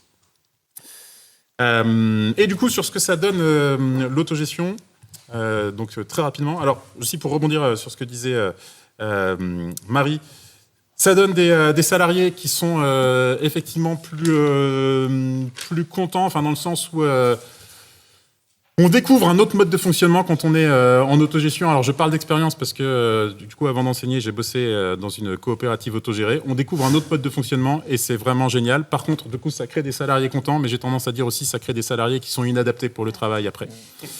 Et là aussi, je parle d'expérience. C'est compliqué quand on a bossé dans une structure autogérée, ensuite de se retrouver dans une structure hiérarchique classique. Mais, du coup, pour élargir un peu et répondre enfin à ta question, Sylvain, on a pensé le livre en se disant, mais en fait, on doit se donner comme défi de faire fonctionner autant que nous pouvons nos collectifs de manière autogérée. Et donc pour ça, il faut avoir identifié les différents problèmes qu'on ne manquera pas de rencontrer quand on créera ces collectifs autogérés. Et le secret espoir, c'est qu'on finisse par se dire, en fait, la démocratie, ça doit être plus que nommer des chefs. On peut dire que la démocratie, c'est un continuum. Ça peut commencer avec l'élection de chefs, mais on peut se dire que ça peut aller un poil plus loin et que... on a la possibilité de fonctionner sans chef. En fait, quand on travaille dans des collectifs autogérés, on s'aperçoit qu'il est possible de fonctionner sans chef. Il est possible de se coordonner sans chef. Il est possible de prendre des décisions sans chef, etc. Et si on est capable de faire ça à petite échelle, alors tu soulèves, Marie, la question de la taille, qui est une vraie question. Si on est capable de faire ça dans nos collectifs de production, alors on pourrait se prendre à rêver et imaginer appliquer ce mode de fonctionnement à plus grande échelle. C'est-à-dire qu'aujourd'hui, j'ai tendance à considérer qu'on est dans un mode démocratique plutôt dégradé. Je me dis, il y a mieux à faire. Il y a mieux à faire que se satisfaire de cette situation où on se contente de nommer des chefs. Et sans doute qu'on peut imaginer, alors comme Meister a pu l'observer, je parlais de Yougoslavie tout à l'heure, Sylvain, on peut se prendre à rêver donc, de généraliser les pratiques autogestionnaires dans le fonctionnement politique de nos sociétés. Déjà, merci aux intervenants d'avoir croisé vos regards et d'avoir respecté le temps. On a une demi-heure de discussion, donc vous pouvez lever la main si vous avez des questions. Je voudrais revenir sur la première question, là, pourquoi s'engager dans l'autogestion aujourd'hui ? Moi, je m'intéresse, je me suis un peu intéressée, ce qui me passionne, c'est plutôt le côté industriel, c'est-à-dire l'autogestion dans l'industrie. Parce que je pense que ça peut ouvrir des perspectives très, très importantes pour notre pays. Et je pense qu'il faut reprendre les moyens de production. Ça, c'est... Les boîtes qui choisissent l'autogestion... elles sont émancipées, elles sont affranchies de la recherche du profit comme premier objectif.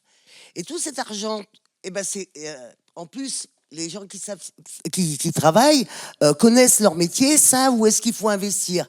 Et ça permet, en plus avec un système démocratique qui est mis en place, ça permet d'aller produire, alors en plus les implications écologiques que ça peut avoir, etc., mais d'aller produire ce dont on a besoin, de choisir ses objectifs économiques. Et faire grâce à toute l'économie des dividendes, etc. La démocratie, notamment dans les scopes, c'est ce qui m'intéresse aussi et qui fait reculer justement la notion de propriété. C'est quand on a un actionnaire, c'est une voix, quel que soit son apport. Et ça, c'est quand même un élément quand même qui permet un recul un peu de la propriété. Je pense que c'est important de souligner.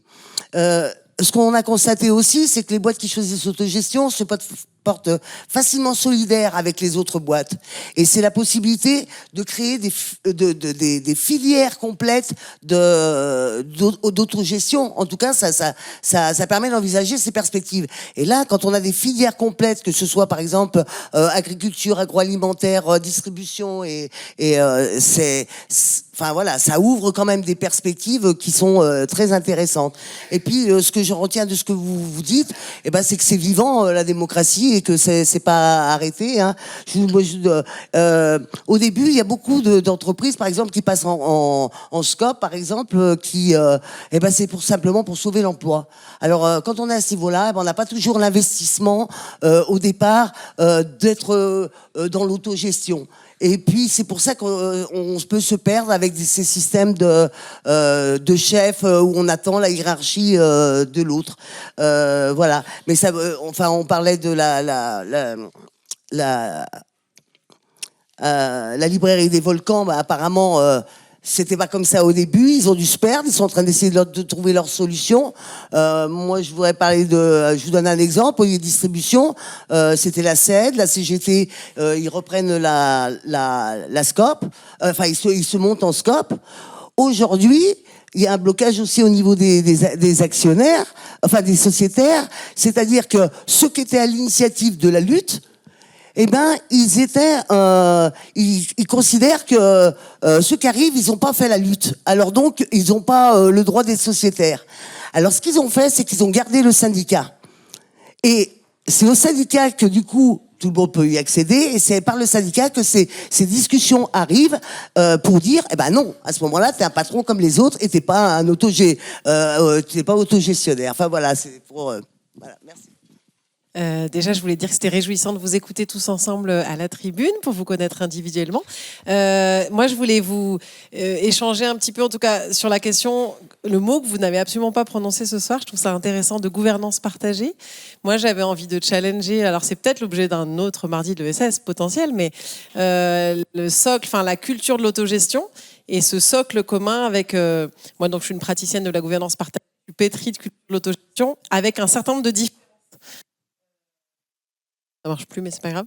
Si, comme ça. Par rapport à la gouvernance partagée et donc les modèles, et donc ils sont pas du tout à confondre avec l'entreprise libérée. Mais donc, et notamment, pour en citer quelques-uns, je trouve que, et en plus, ça fait écho beaucoup à ce que tu as dit, Baptiste, à plusieurs reprises. Pour moi, c'est aussi la question, il y a la même aversion au pouvoir, mais d'autres réponses, en fait. Il n'y a pas d'aversion, par contre, à la responsabilité individuelle.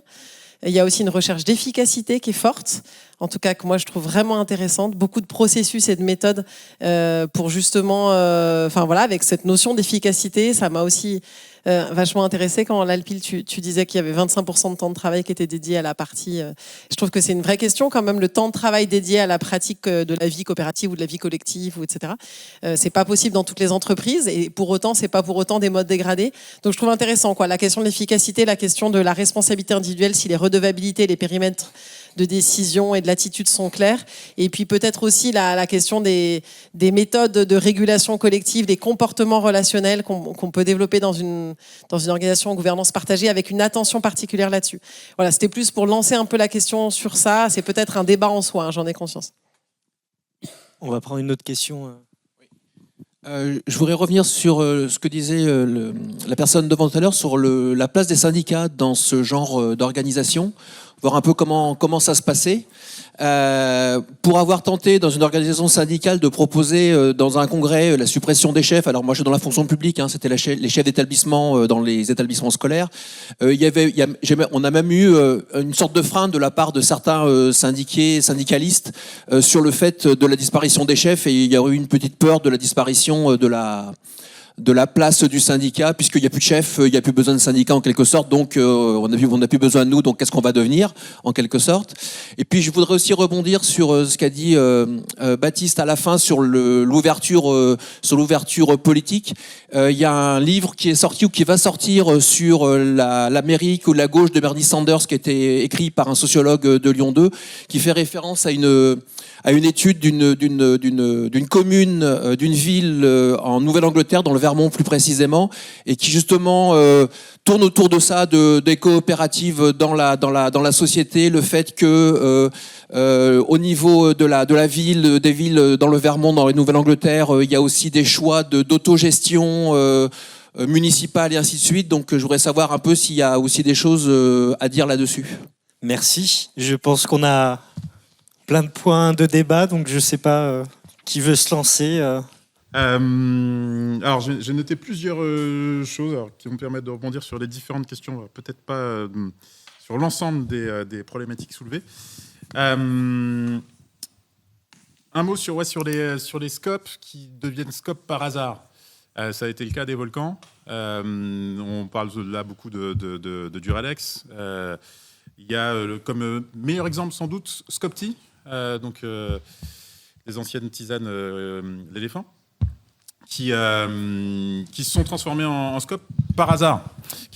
Transformés en scope par hasard, dans le sens où en fait, il y avait effectivement des difficultés économiques.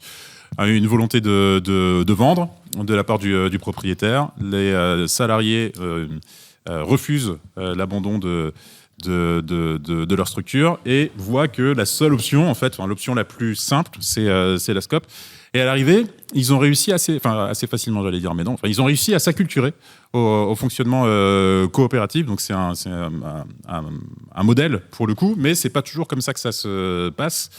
Et donc c'est pour ça que, il est sans doute préférable de regarder comment ça marche du côté des structures qui se créent directement en coopérative ou en association avec un objectif d'autogestion, plutôt que de voir simplement les reconversions. Sur la question, je vais pas revenir sur la question de l'industrie. Je rebondis juste sur la question de l'efficacité. En lien avec la gouvernance partagée, cet objectif d'efficacité. Et puis ça me permet aussi de rebondir sur l'intervention de Marie tout à l'heure. Là, une des questions qu'on se pose dans le livre, c'est toujours la question de la politisation de l'efficacité. Qu'est-ce qu'on entend par efficacité ? Moi, dès qu'on me parle d'efficacité, alors je précise tout de suite aussi que je suis décroissant et objecteur de croissance, donc du coup, je suis assez critique vis-à-vis des objectifs d'efficacité en matière économique. Mais dès qu'on me parle d'efficacité, je pose toujours 3 questions. Efficacité pour qui, pourquoi et dans quelles conditions ? Pour qui va bénéficier de l'efficacité ? Pourquoi ? Quels sont les objectifs qu'on se donne ? Parce qu'en fait, l'efficacité, c'est la capacité d'une organisation ou de membres de cette organisation à remplir des objectifs. Donc du coup, il faut se dire quels sont nos objectifs et dans quelles conditions, qu'est-ce qu'on est prêt à accepter, qu'est-ce qu'on est prêt à accepter en termes de compromis pour atteindre cette efficacité. Et en fait, ce qu'on observe ce qu'on a pu observer dans les structures autogérées qu'on cite dans le livre, c'est que cette question de l'efficacité, elle a été redéfinie systématiquement par les collectifs. Et donc, typiquement, ils font rentrer la question de la démocratie dans leurs critères d'efficacité. Pour le dire de manière très, très, très, très schématique, je pense qu'on peut dire qu'une dictature, c'est vraiment efficace. Et pour autant, je suis persuadé que la plupart parmi nous ce soir dirait en fait non, en termes de fonctionnement, c'est pas ça qu'on veut, parce qu'on va intégrer la démocratie dans nos critères d'efficacité. En fait, c'est exactement ce que font les structures autogérées. Elles se disent, il y a des principes, la démocratie, l'équité, le soin du collectif et de ses membres, qui font partie intégrante de notre définition de l'efficacité. Ceci dit, une fois qu'on dit ça, et je pense qu'on peut assez facilement tomber d'accord là-dessus, une fois qu'on dit ça, il faut garder à l'esprit que malgré tout, ces structures autogérées, elles baignent dans un environnement qui n'est pas du tout autogéré. Ça fait peser des contraintes externes qui impliquent systématiquement des aménagements, des compromis dans le mode de fonctionnement. Et du coup, là aussi, c'est le type d'arbitrage super chiant à réaliser par chaque collectif et qui menace toujours, donc si je reviens sur Albert Meister, qui menace toujours menace les collectifs de tomber dans une dérive de ce qu'il appelle la dégénérescence, où systématiquement on est amené à reproduire exactement ce que font toutes les structures dont on souhaitait se distancer.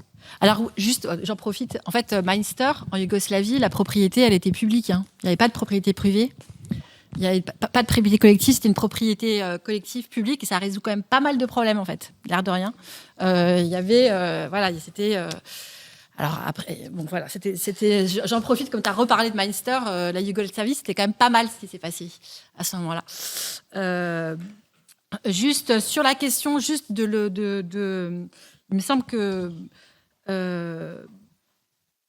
à propos de l'industrie, la question ou à propos de la lucrativité, de fait, je redis différemment un peu ce que tu viens de dire, mais il me semble que de fait, l'autogestion, les principes d'autogestion et donc du coup sur la décision, sur les processus de décision, la spécialisation du travail, etc., c'est directement lié aussi à la mission et à la nature de l'activité. De fait, on va répondre, on va entrer en autogestion aussi pour pouvoir mieux répondre à la mission ou en tout cas définir sa mission, mieux produire. Ces deux choses-là sont justement articulées alors même que justement dans des organisations tout à fait classiques, on va dissocier d'un côté les fins et d'un côté les moyens. Là, on va articuler les deux en fait. Et c'est ça qui produit aussi sans doute de la satisfaction aussi pour les salariés en fait, de enfin avoir une sorte de mise en cohérence en fait de ce que je fais et de la façon dont je le fais en fait. Sur l'industrie, c'est justement du coup ça qui est compliqué et du coup c'est des questions techniques qui sans doute rendent difficile la question de la question de la polyvalence, la question etc. Vraiment de la question de la nature du travail qui sans doute intervient pour rendre difficile ça. Et de fait, les tentatives, les expériences autogestionnaires dans l'industrie, en fait, ce sont des récupérations d'usines qui ne sont pas naturelles, mais qui sont issues de production de luttes, quoi. Les volcans, Skopje, etc. C'est des luttes syndicales qui ont été menées avec une récupération d'usines, mais qui sans que il me semble, il y avait justement il y a eu une réflexion particulière sur la question du travail, mais plus sur la question de la propriété et de sauver l'organisation, en fait. Donc, du coup, résultat, c'est des personnes c'est de l'autogestion par défaut d'une certaine façon, en fait. Et du coup, j'en viens tranquillement au rôle des syndicats parce que justement, dans ces cas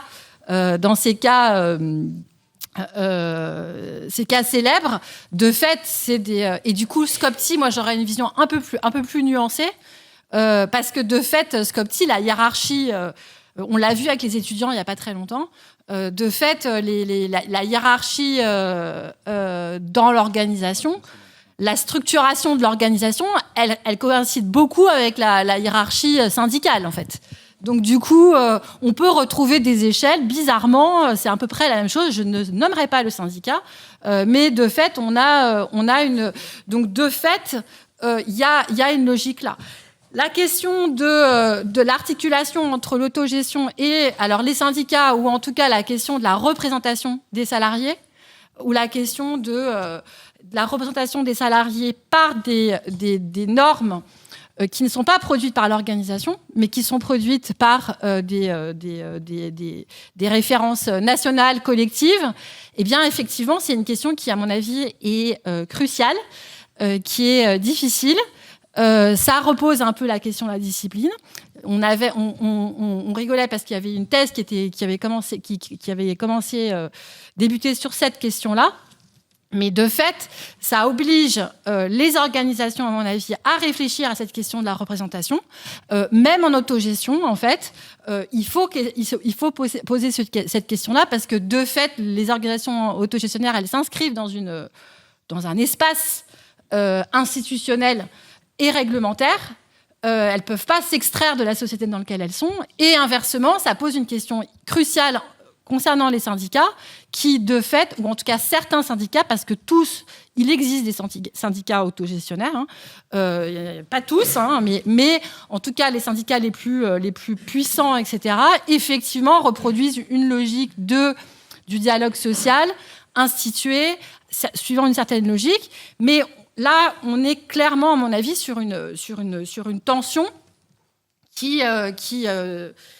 qu'on peut très bien, que j'essaye de problématiser, mais dont je suis pour l'instant incapable de la traiter parce que de fait, encore une fois, cette question-là de la représentation collective, c'est un point mort quand même, à mon avis, des questions au niveau de l'autogestion et globalement, à mon avis aussi, dans le champ de l'économie sociale et solidaire. Oui, bonsoir. Oui, moi je voulais aborder le champ des compétences liées justement aux organisations autogestionnaires. Parce que tout ce que vous avez développé ce soir montre que c'est au-delà d'un métier, ça demande de développer une technicité spécifique vraiment sur la gestion collective. Et que du coup, ça pose le problème à la fois comment on forme à l'autogestion en amont, parce que c'est quelque chose qui n'est pas du tout pris en compte. Je pense que dans la plupart des formations, c'est pas du tout un sujet.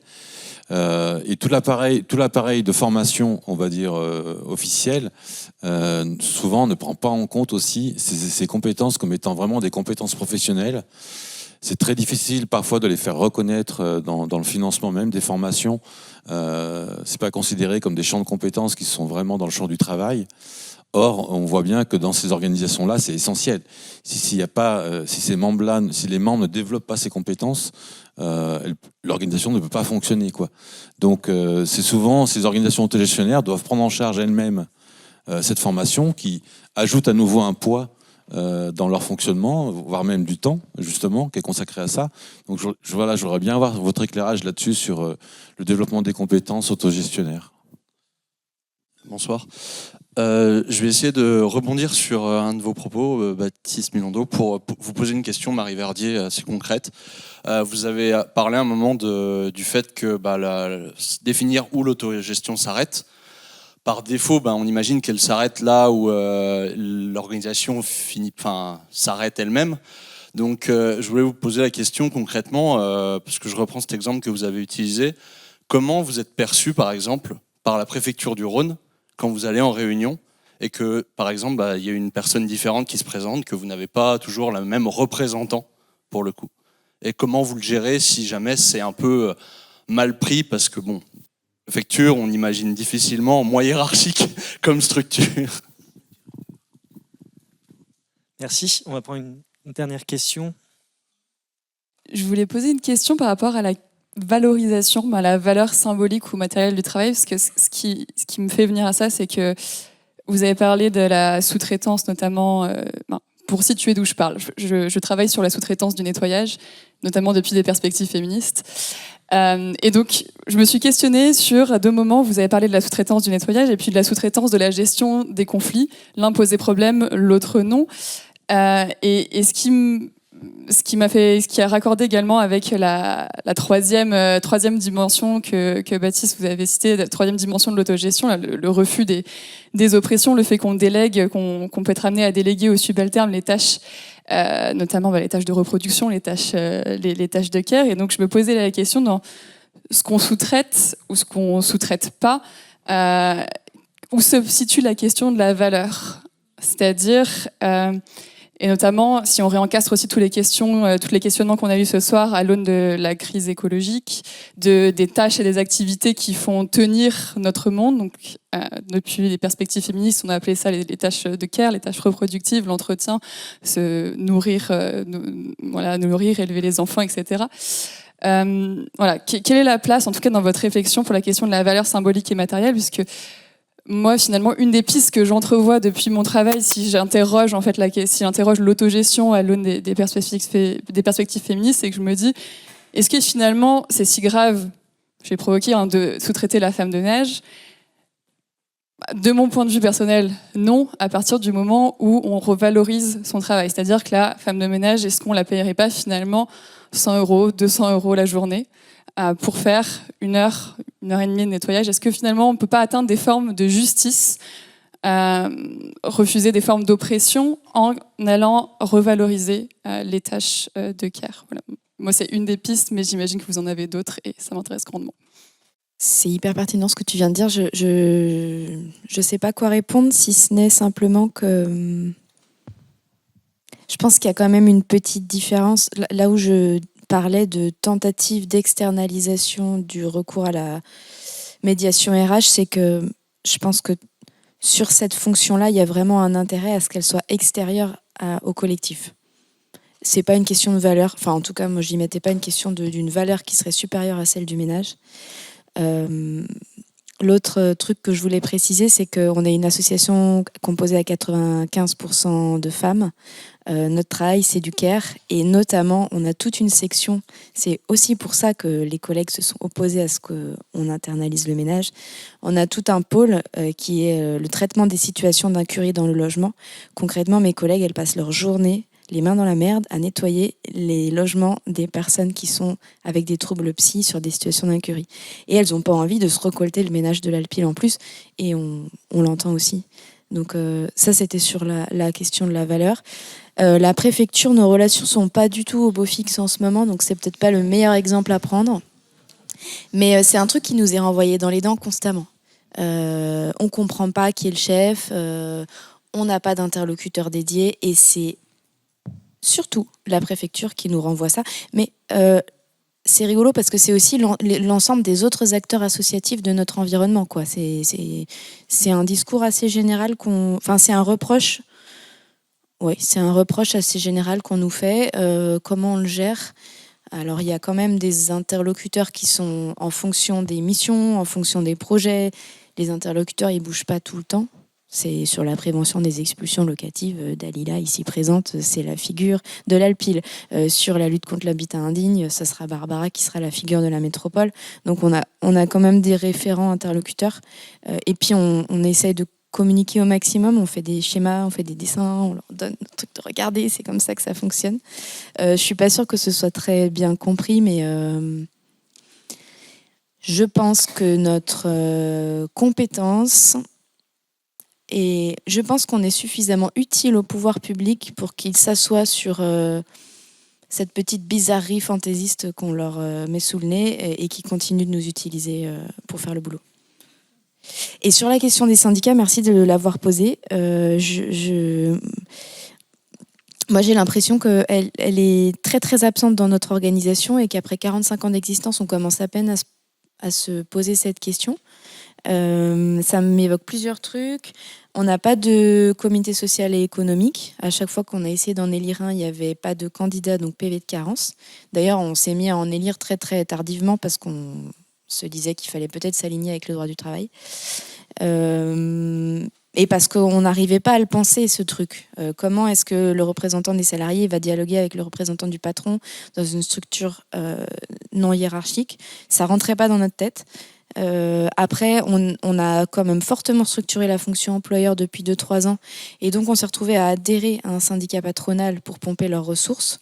Donc ça vient nous poser directement en boomerang la question de si on adhère à un syndicat patronal, on peut peut-être commencer à réfléchir à adhérer aussi à des syndicats de salariés.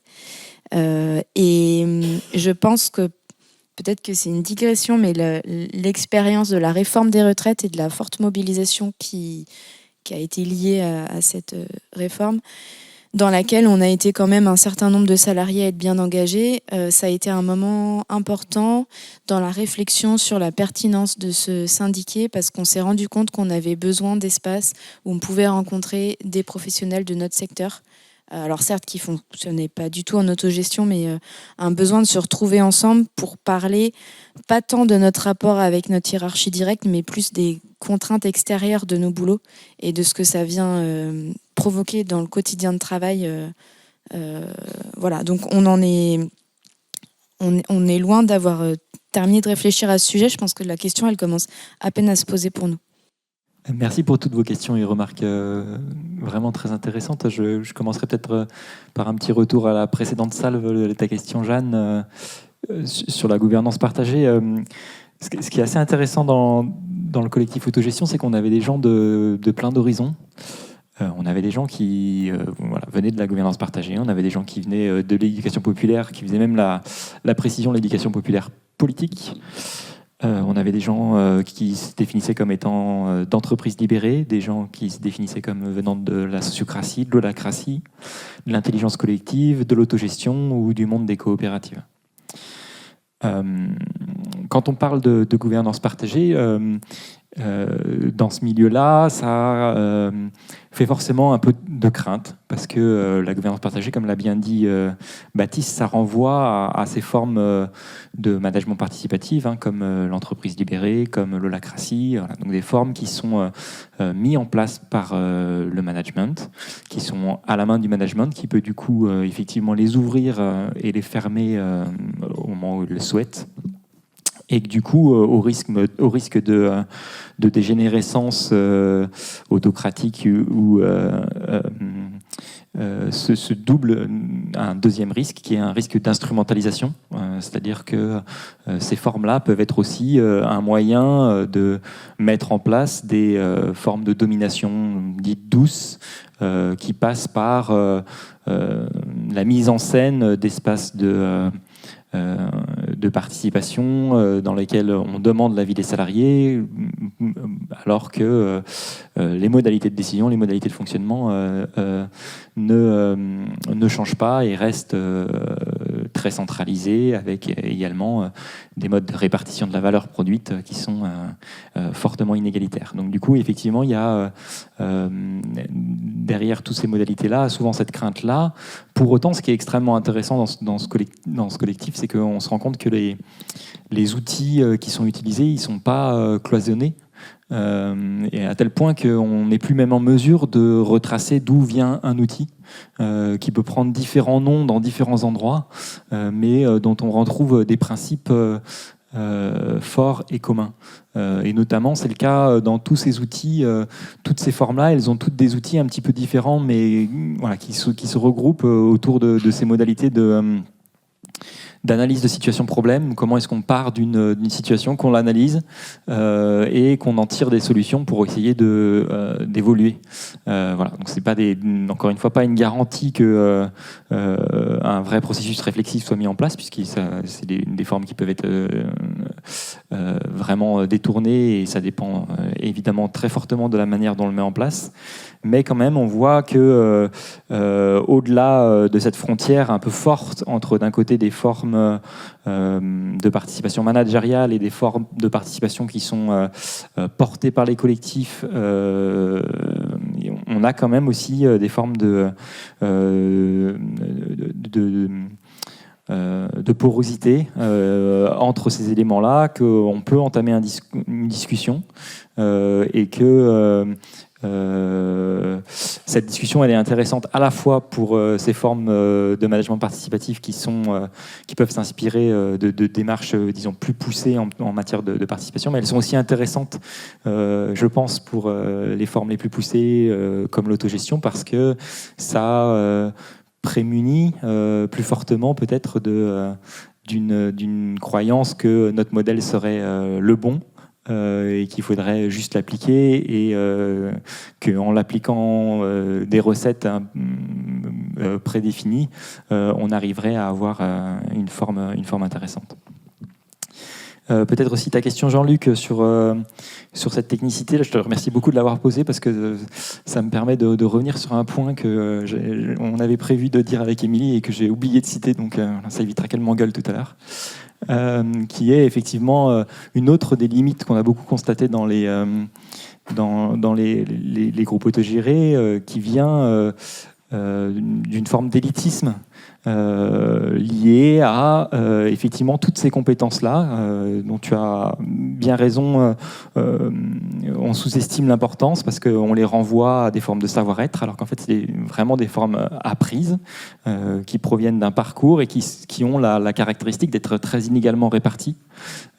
Et donc, il est beaucoup plus facile, quand on a fait un parcours scolaire complet, voire des études supérieures, d'entamer un débat sur l'intérêt général et comment sa place dans l'entreprise et son intérêt dans l'entreprise participe aussi de cet intérêt général, que quand c'est pas le cas, où là, effectivement, on est beaucoup plus démunis en matière argumentative, en matière aussi de montée en généralité, de contrôle des émotions, etc. Tout un ensemble de choses qu'on nous apprend, enfin qu'on apprend à certains plus exactement, et qui font qu'on occupe une place dans ces dispositifs-là qui peut être loin d'être égale. In fine, on a vraiment, dans des modèles, y compris dont la décision est au consensus, des formes du coup de décisions qui sont pilotées par certains, de par leur charisme, leur capacité à argumenter, leur poids aussi dans l'organisation. Et donc du coup, cette question-là, elle est vraiment extrêmement importante importante à creuser et à avoir en tête quand on travaille dans une forme d'organisation. Par contre, que le constat qui est un peu triste, effectivement, comme le dit Baptiste, c'est que quand on sort de l'organisation autogérée, ces compétences-là, elles sont pas très monnayables. Et donc, du coup, c'est pas très facile de le vendre pour retrouver du travail après. Merci. On arrive on a dépassé 20 heures, donc on va clôturer le débat ici. On aura une vidéo, donc voilà, si le sujet vous passionne, vous pourrez le revisionner. Et on vous remercie d'ailleurs au passage pour la captation vidéo. Et plein de questions, donc voilà, on se dit à un prochain rendez-vous d'ici quelques années peut-être, ou avant, sur l'autogestion. Merci.